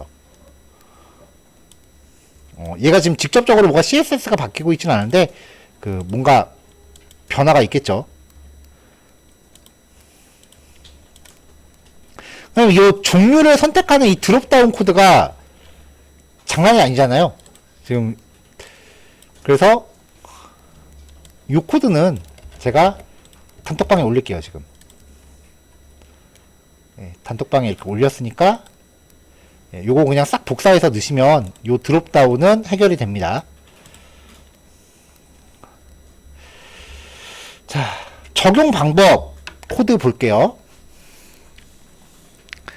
버튼이 눌러졌을 때 동작을 시키고 싶은 거기 때문에 이 버튼을 하나 놓고 버튼에 대해서 클릭 이벤트를 적용을 했습니다. 그 다음에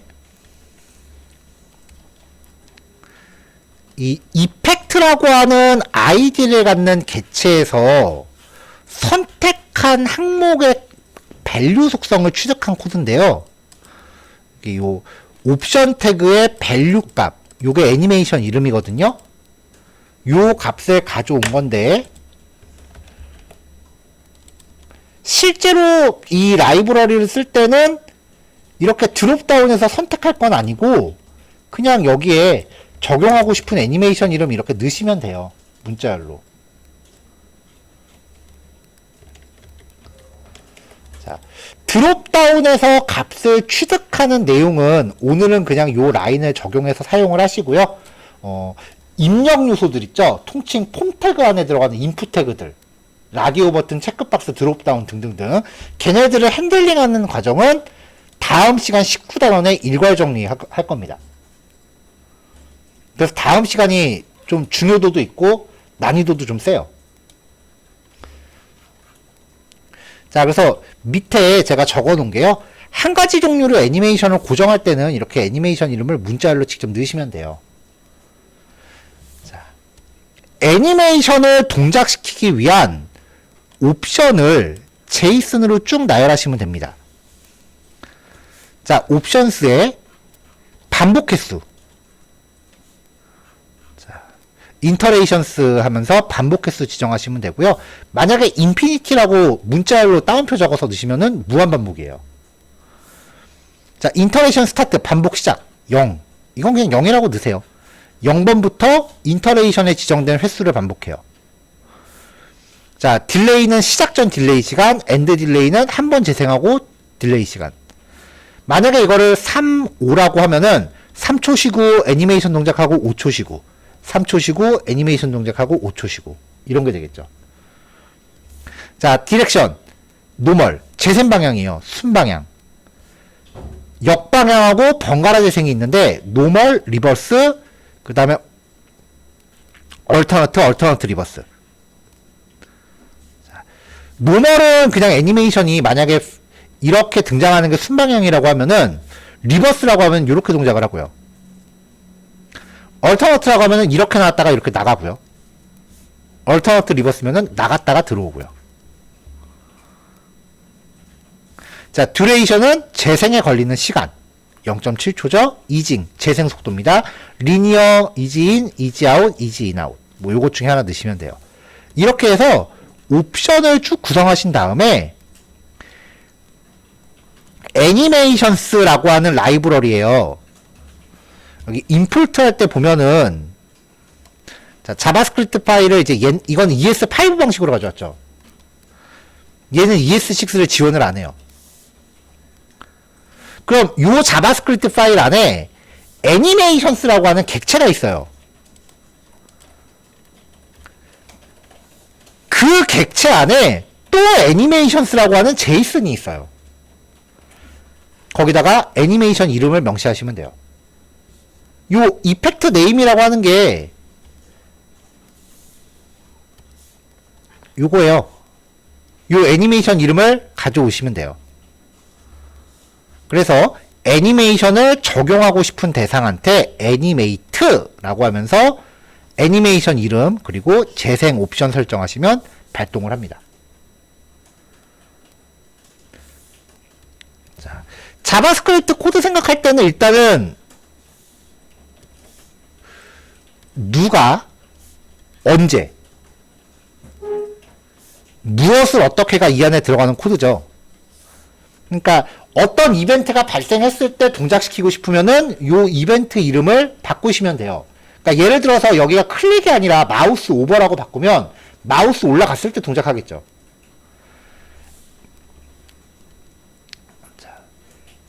그리고 여기 이 재생 옵션 요거를 상황에 따라 값을 조절하시고 그리고 애니메이션 종류를 의미하는 요 이름만 바꾸시면 이마만큼의 코드를 앞으로 한 세트로 사용하시면 돼요.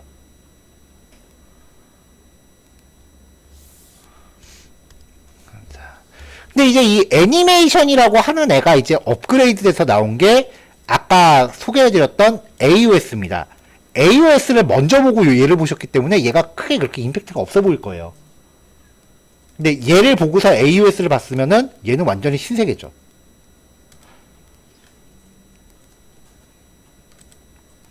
자, 가볍게 이제 애니메이션에 관련된 거 요 정도 하고요. 그 라이브러리 종류 중에 또 많이 쓰이는 게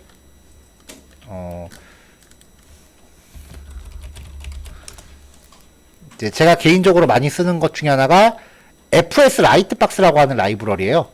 얘가 이제 바닐라 스크립트 버전도 지원을 하는데 라이트박스라는 거는 쉽게 보면 저거예요. 그 모달 윈도우 팝업 이거. 이미지 클릭해서 이렇게 만들어주는 거예요.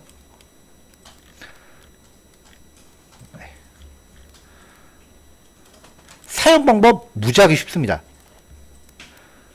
자, 링크에다가 데이터 FS 라이트박스 하고서 갤러리라고 적어주시고요. 클릭했을 때 띄우고 싶은 이미지만 href에다 넣으시면 얘 클릭하면 그렇게 모달로 이 이미지가 뜹니다. 끝이에요, 얘도. 그래서 이건 도저히 예제로 만들 가치를 못 느끼겠어요. 심지어는 유튜브 들어가시면 여기 유튜브 페이지 주소 있죠. 요 주소를 href에다 넣으시면요 클릭했을 때 유튜브 영상도 팝업으로 떠요. 유튜브 여기 있죠? 이렇게요. 없어요. 더 할 게 없어요.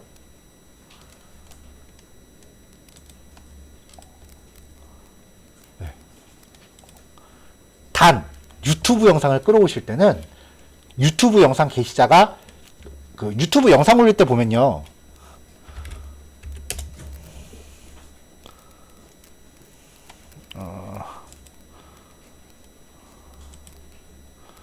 이건 재생 목록이고 내 동영상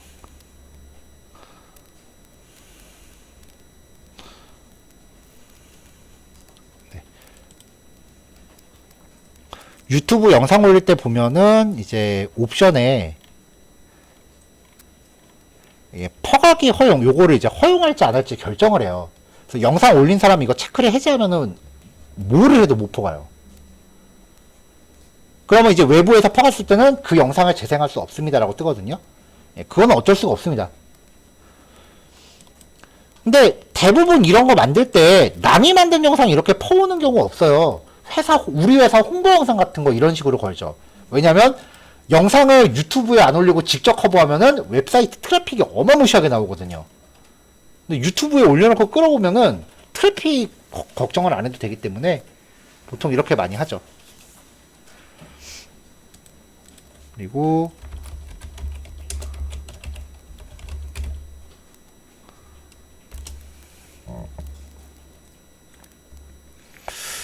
이거는 조금 찾기가 좀 힘들던데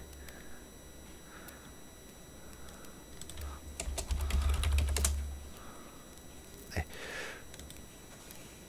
또 검색해서 이렇게 찾아보시면 유튜브 백그라운드 플러그인이라고 검색을 하시면요. 아까는 유튜브 영상을 팝업으로 띄웠잖아요. 근데 얘가 이 텍스트가 드래그 된다는 건 얘는 지금 영상에 떠 있다는 얘기예요. 유튜브 영상을 백그라운드로 띄운 겁니다. 왜 요즘 영상 같은 거 백그라운드로 띄우는 데들 되게 많잖아요. 유튜브 영상 백그라운드로 띄우면 좋은 게 여기 유튜브 로고도 안 나와요. 유튜브 로고가 안 나와요. 백그라운드로 띄우면. 이건 무슨 조언인지 잘 모르겠어요. 어쨌건 이렇게 하면은 영상 백그라운드 되게 쉽게 커버가 되고요. 그리고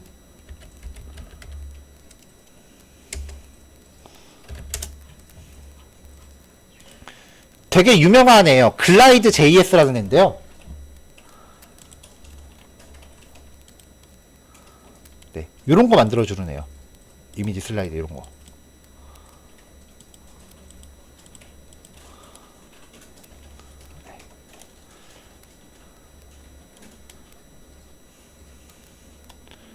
그래서 데모 보면은 꽤 많은 기능을 제공을 합니다. 그래서 이런 자바스크립트 플러그인이라고 검색하시면은 되게 많이 나와요. 뭐 50개의 뭐 플러그인의 라이브러리 이렇게 나오잖아요. 이런 거 평상시에 약간 좀 시간 소비하고 싶으실 때 한 번씩 쭉 서핑하시면서 이거 괜찮은데 싶은 것들은 즐겨찾기 해놓으세요. 라이브러리라는 것이 이제 시작이 되면은 그 다음부터는 사실 정보력 싸움이에요.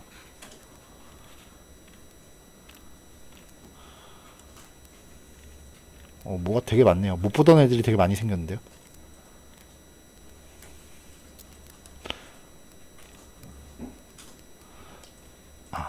그래서 예전에 제가 학생들한테 과제물로 취업한 학생들한테 각자 라이브러리 하나씩 어떤 것들인지 조사한 다음에 사용법을 정리해와라라고 했더니 어떤 친구가 이거를 가져왔어요.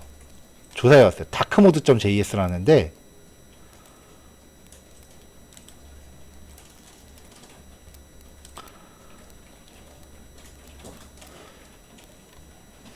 이게 버튼이 뭐가 있을 텐데.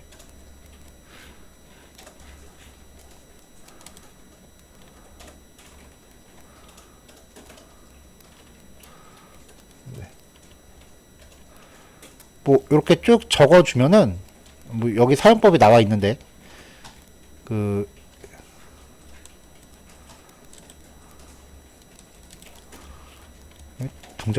동작시키는 버튼이 어디 없나?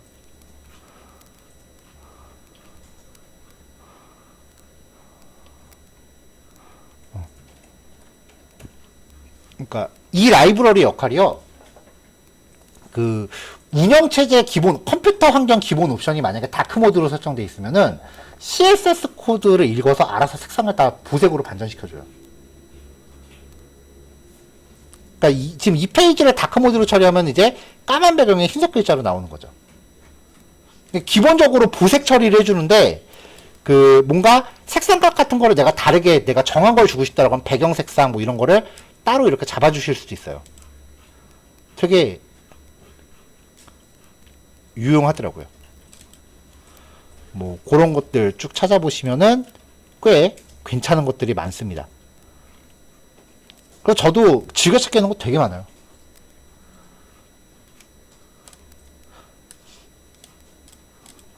근데 물론 이런 것들이 실제로 이제 웹페이지 만들 때 정말 유용한 거는 사실이긴 한데 명색이 강한데 이런 걸로 수업을 다 때울 순 없잖아요. 남이 만든 거잖아요. 그리고 사용법 인터넷 검색하시면 자세하게 잘 나온 거 되게 많습니다. 그래서 이런 것들에 대한 개념만 정리하는 거예요, 오늘은.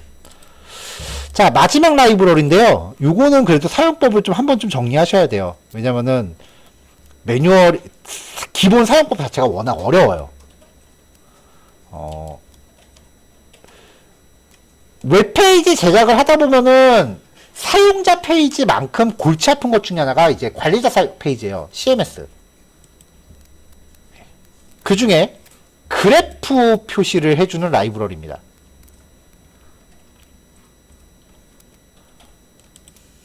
자, 요렇게요. 마우스 올렸을 때 뭐 요렇게 표시도 되고,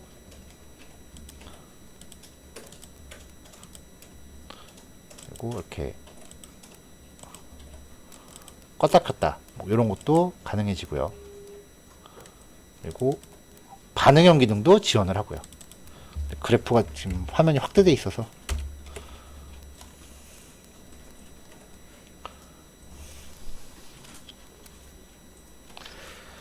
자, 여기 지금 나와 있는 그래프들은요 총 7개가 나와 있는데 6개까지는 웬만한 그 CMS 같은 거 만들면서 많이 쓰는 형태예요.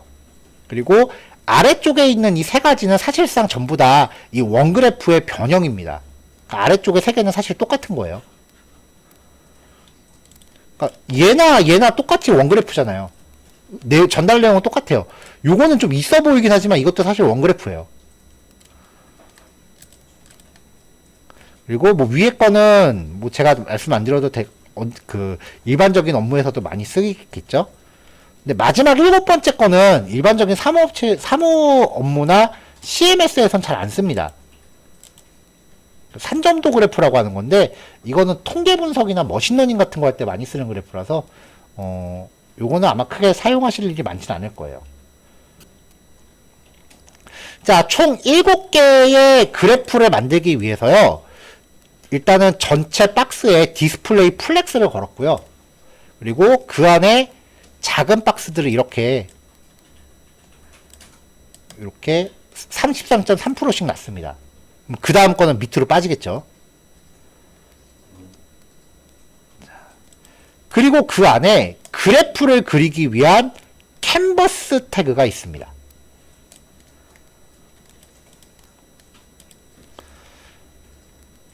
자, 그래서 이제 서브 플롯이라고 해서 플렉스가 아니네요. 플루트를 걸었네요. 자, 플루트 걸고 그 다음에 33.3% 그리고 안쪽 여백 박스 사이징 그 안에 서브 플롯 아이템은 넓이 가득 높이 320. 자, 이렇게 해서 얘네들끼리 지금 플루팅을 적용한 거죠. 그리고 제목 달고 그 안에 그래프가 들어갈 div를 놓고요. 안에 캔버스를 놨습니다. 자, 그래프의 사이즈는 지금 이 캔버스를 div 태그가 감싸고 있잖아요. 그러면은 그래프의 사이즈는 요 div의 사이즈로 조절하시면 돼요. 요 div 영역을 그래프가 가득 채울 겁니다.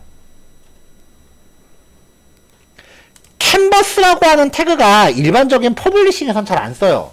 이 캔버스 태그가 뭐냐면요. 그 그래픽을 표현하는 태그예요. 자바스크립트로 2D 그래픽을 표현합니다. 그래서 기본 기능이 점 찍기, 직선 그리기, 곡선 그리기, 면 그리기, 원 그리기 이런 거예요. 그거를 이리저리 조합하면은 복잡한 그래픽을 표현할 수 있겠죠. 흔히 사용되는 거는 웹사이트 상의 서명하기. 그러니까 모바일에서 손가락으로 서명하는 거 만들면 보통 이 태그를 써요. 캔버스 태그는요, 가장 활발하게 쓰이는 게 게임 개발입니다. 2D 그래픽, 3D 그래픽 같은 거 하는 거예요. 자, 캔버스 태그는 뭐 이따 시간 남으면 조금 더 얘기하고요. 어쨌건 그래프가 출력될 영역이에요. 그래서 전부 ID 값 뽑아놨고요. ID 값 적용해놨고요. 이제 하나하나 볼게요. 자, 차트 min.js라는 파일을 가져왔습니다. 자, 얘도 지금 ES6 방식, ES5 방식으로 가져왔죠? 자, 그래프에 표현할 데이터를 준비를 했는데, 이 그래프를 표현하려면 X축에 들어갈 내용과 Y축에 들어갈 내용을 각각 배열로 만들어야 돼요. 그래서 반복문 돌면서 names, k와 eng, mass라는 4개의 빈 배열을 준비하고요.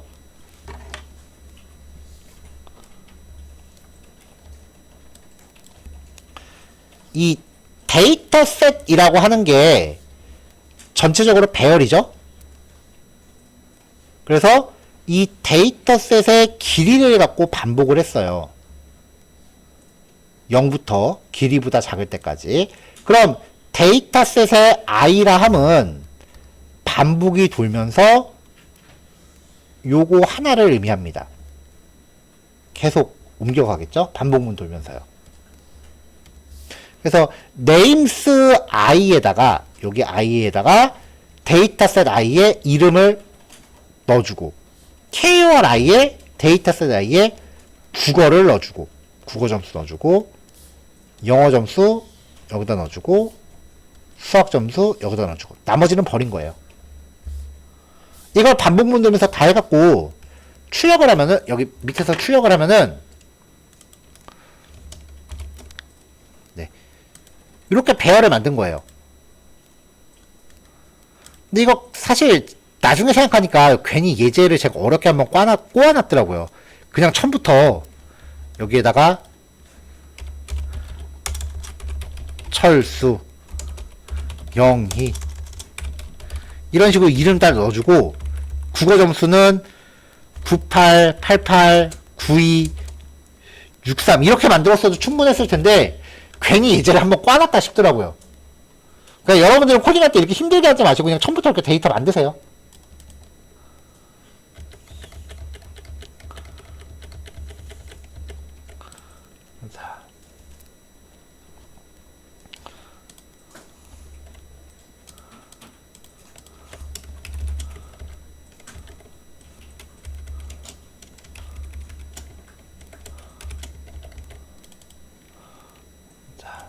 여기 names라고 하는 요 배열은 사실상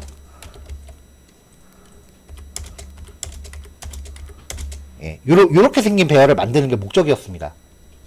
나머지 점수도 마찬가지고요.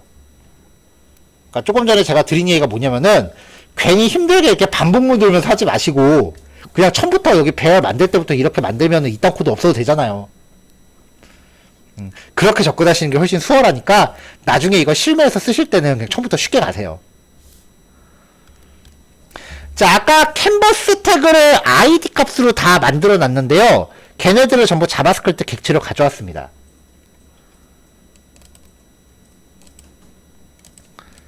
그리고 나서 이제 그래프 종류별로 그릴게요. 자, new 차트라고 하면서 첫 번째 파라미터는 그래프가 표시될 캔버스 태그 객체예요. 그러니까 그래프를 그리고 싶은 위치를 지정해 주는 거다. 예, 그렇게 생각하시면 되고요. 그 뒤에 들어가는 요 제이슨이 그래프 옵션입니다. 자, 타입, 그래프 종류입니다. 라인, 선그래프, 막대그래프, 파이그래프, 그 다음에 폴라 에이리어는 레이더 차트라고 해서요. 요거예요, 요거. 그리고 얘가 도넛 그래프예요. 도넛.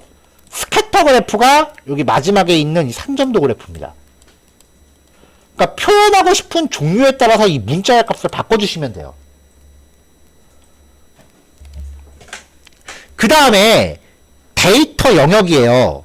자, 레이블스는 X축 항목이에요. 아까 네임스 배열이 요거였죠.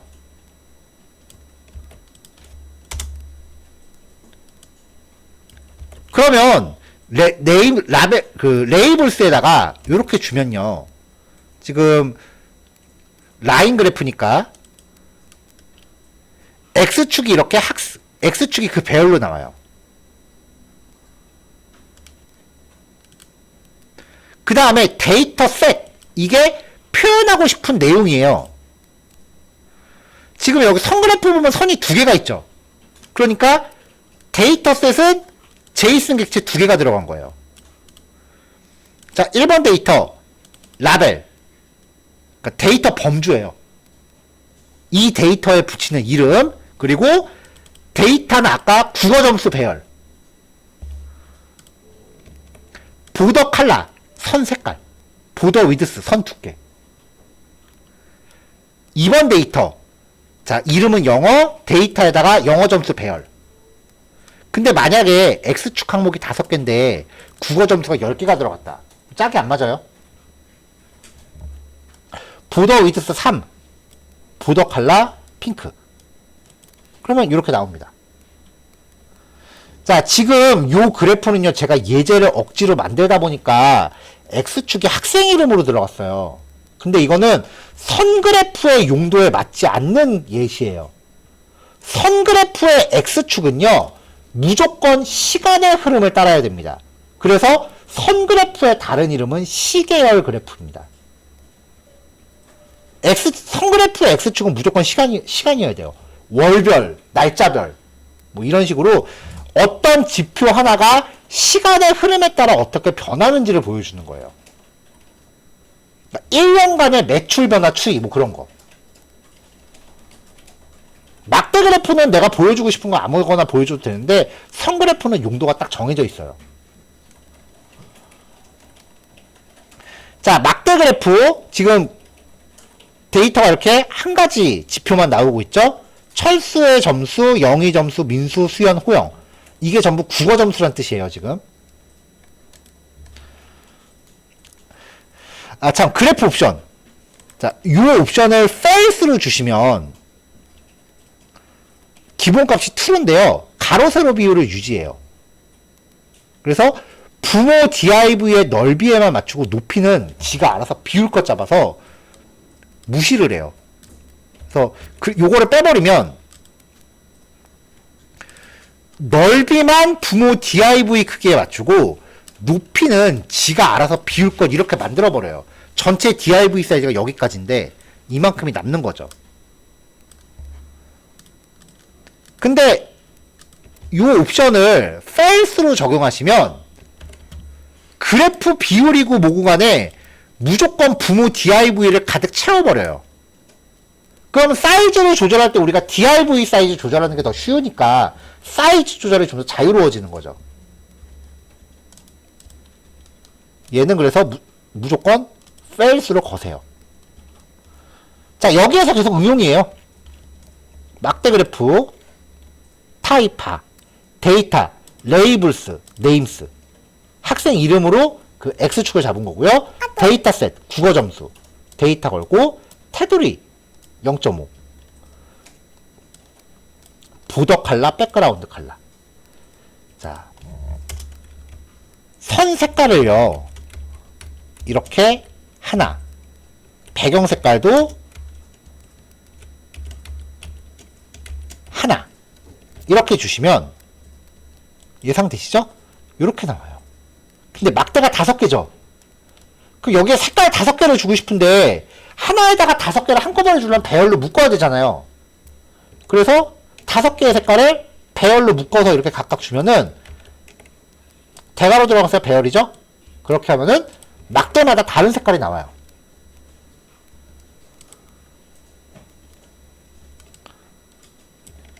자, 이 옵션은 아까 말씀드렸죠. 사이즈를 붕어 div 가득 채우는 거. 자, 여기까지 하면은 이렇게 일반적인 막대 그래프가 나옵니다. 그러면은 여기서 각각의 항목을 구별하는 축은 X축이 되는 거죠.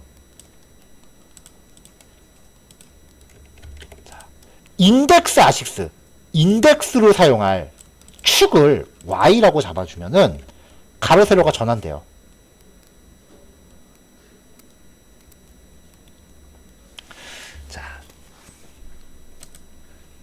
지금 데이터 세트에 데이터를 의미하는 제이슨이 하나가 들어갔어요. 그러니까 이 막대 그래프는 한 가지 지표만 표현하는 건데, 두 번째 막대 그래프, 데이터 세트에 데이터를 구별하는 지표가 2개가 들어가면 네임스 학생 한 명당 점수를 2개씩 표현하는 거예요. 그러니까 이렇게 학생 한 명당 2개 지표가 나오겠죠. 자, 그래서 데이터 세트 보면은 첫 번째 데이터는 국어 점수입니다. 그리고 두 번째 데이터는 영어 점수입니다. 그러면은 네임스에서 표시하는 학생 한 명당 국어 점수와 영어 점수 2개를 같이 보여주는 거예요.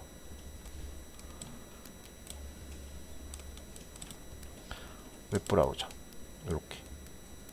만약에 이게 없어지면, 하나가 빠지면 하나만 나오겠죠. 2개로 넣으면 2개가 나오는 거고. 그럼 만약에 하나를 더 넣으면요, 이름을 제가 바꿀게요. 색깔은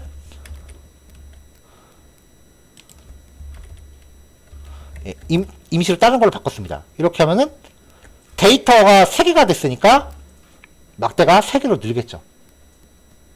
조절하시면 됩니다.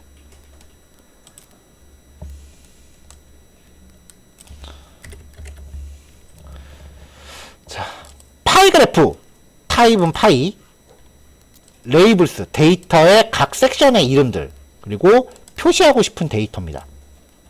똑같아요. 범주, 데이터 항목, 이거 점수 배열이죠. 테두리 두께, 그 다음에 각 배경 색깔 두께. 파이 그래프는 특성상 각 섹션의 색깔이 다 똑같으면 되게 웃겨요. 웬만하면 색깔을 다 다르게 주셔야 되고요.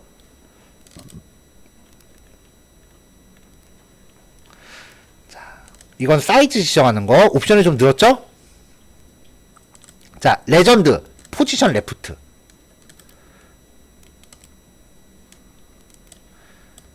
얘네들 보면 범주가 위에 있죠.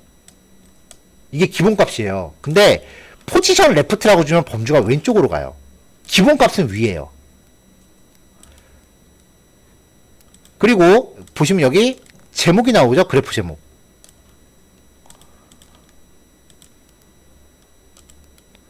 자, 타이틀, 디스플레이 트루, 텍스트는 이거. 이 풀 옵션스라고 하는 요 항목은요, 그래프 종류를 불문하고 다 줄 수 있습니다. 그러니까 지금 요 플러그인스라고 하는 요 부분을 맨 처음에 봤었던 1번 막대 그래프에다가 여기에다가 옵션스를 이렇게 주면, 아이고, 여기 밑에 이렇게 추가를 해주면 얘도 범주가 여기 나오고 제목 위에 나오는 거예요. 근데 저 제목, 그래프 제목은 여기서 타이틀 속성 쓰시기보다 그냥 일반 HTML 태그로 이렇게 표시하는 게 더 깔끔해요. 괜히 여기 이 그래프에 타이틀 속성 쓰는 것보다 태그 하나 내가 집어넣는 게 더 깔끔해요. 조절하기도 쉽고. 요거는 별로 그렇게 쓸만한 기능은 아니더라고요.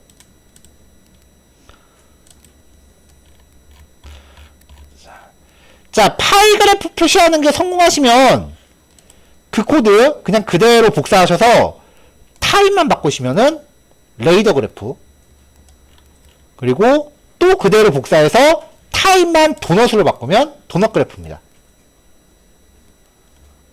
그래서 얘네 밑에 세 개는 사실상 종류가 똑같은 거예요. 일반적인 업무에서는 요거를 기본으로 하되 파워포인터 같은 거는 만들 때 조금 이쁘게 만든다고 이렇게 넣으시는 분들 가끔 계시더라고요. 파워포인터 같은 거 이렇게 넣으시는 분들 가끔 계시더라고요. 자, 마지막 산점도 그래프인데요. 얘는 별로 그렇게 권해드리고 싶진 않아요. 일반적으로 쓰는 일이 많지 않아서. 자, 국어 점수에 따른 영어 점수라고 해서 레이블스에다가 국어 점수를 줍니다. 그리고 데이터셋에 영어 점수와 수학 점수를 세팅했습니다. 데이터 ENG, 데이터 매스. 나머지 옵션은 이제 눈에 들어오시죠?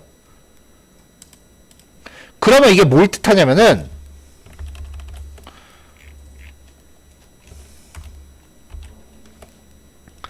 자, 국어가 여기가 한 62 정도 되나요? 62일 때 수학은 32. 국어가 89 정도일 때 수학은 62. 국어가 120점일 때 수학은 83. 그러니까 x가 얼마일 때 y가 얼마다 라는 거를 의미하는 그래프예요. 그럼 이게 뭐하는 짓거리냐 도대체? 이 점들의 배치 모양을 봐요. 그러면 지금 얘네들 보면은 대체로 어떻게 되냐면요. x가 증가하면은 y도 점점 증가하는 경향을 보인다라는 걸 알 수 있어요. 산점도 그래프는 어떤 경향을 파악하기 위한 거예요. 요것만으로는 조금 설명이 부족하니까 그 산점도 그래프 용도만 제가 한 5분 정도 더 말씀드리고 마무리할게요.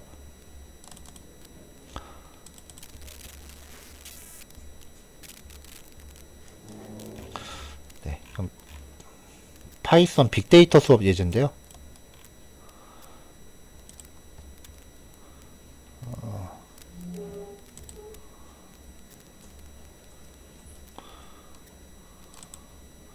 자, 저 점들의 배치를 갖다가 점들이 이렇게 정비례하는 것처럼 배치되면은 정의관계, 반비례하는 것처럼 배치하면은 역관계, 그리고 여기저기 막 정신없이 흩어져 있으면 두 지표는 서로 연관이 없다. 그렇게 이야기를 합니다. 여기도 파워포인트가 정품이 아니래네.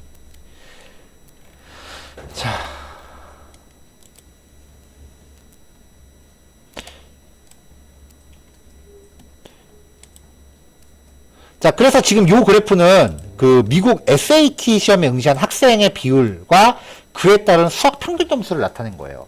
그럼 이거를 분석하면은 학생 수가 늘어날수록 수학 평균 점수가 점점 떨어지잖아요. 그러니까 학생 그 응시 비율과 수학 평균 점수는 반비례 관계를 띈다라고 그렇게 분석을 해요. 그러니까 학생 수가 많아질수록 수학 평균이 떨어지는 경향이 있다. 뭐 그런 식으로 설명을 합니다.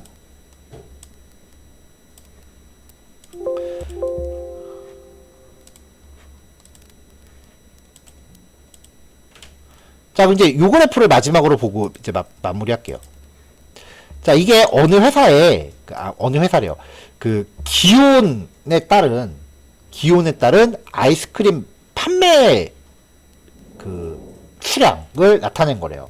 보면은 기온이 올라갈수록 아이스크림 판매 수량은 점점 늘어요.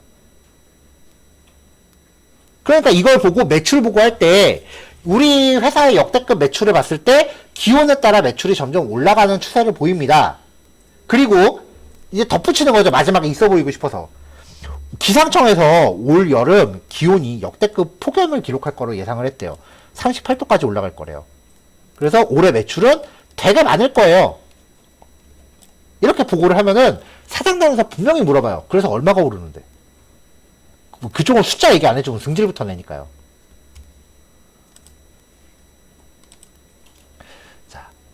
선전도 그래프는 이걸 보여주는 거고요. 여기에 이제 그 영업 파트 혹은 통계 분석 그런 게 들어가면은 이거는 지금부터 얘기는 재미로만 들으세요. 우리 업무롤 아니에요. 이 선을 가장 근접하게 지나는 직선을 찾습니다. 이거를 추세선이라고 불러요. 무조건 그리는 건 아니고요. 이 거리를 계산하는 공식들이 있어요. 그러면 이 직선의 방정식을 구합니다.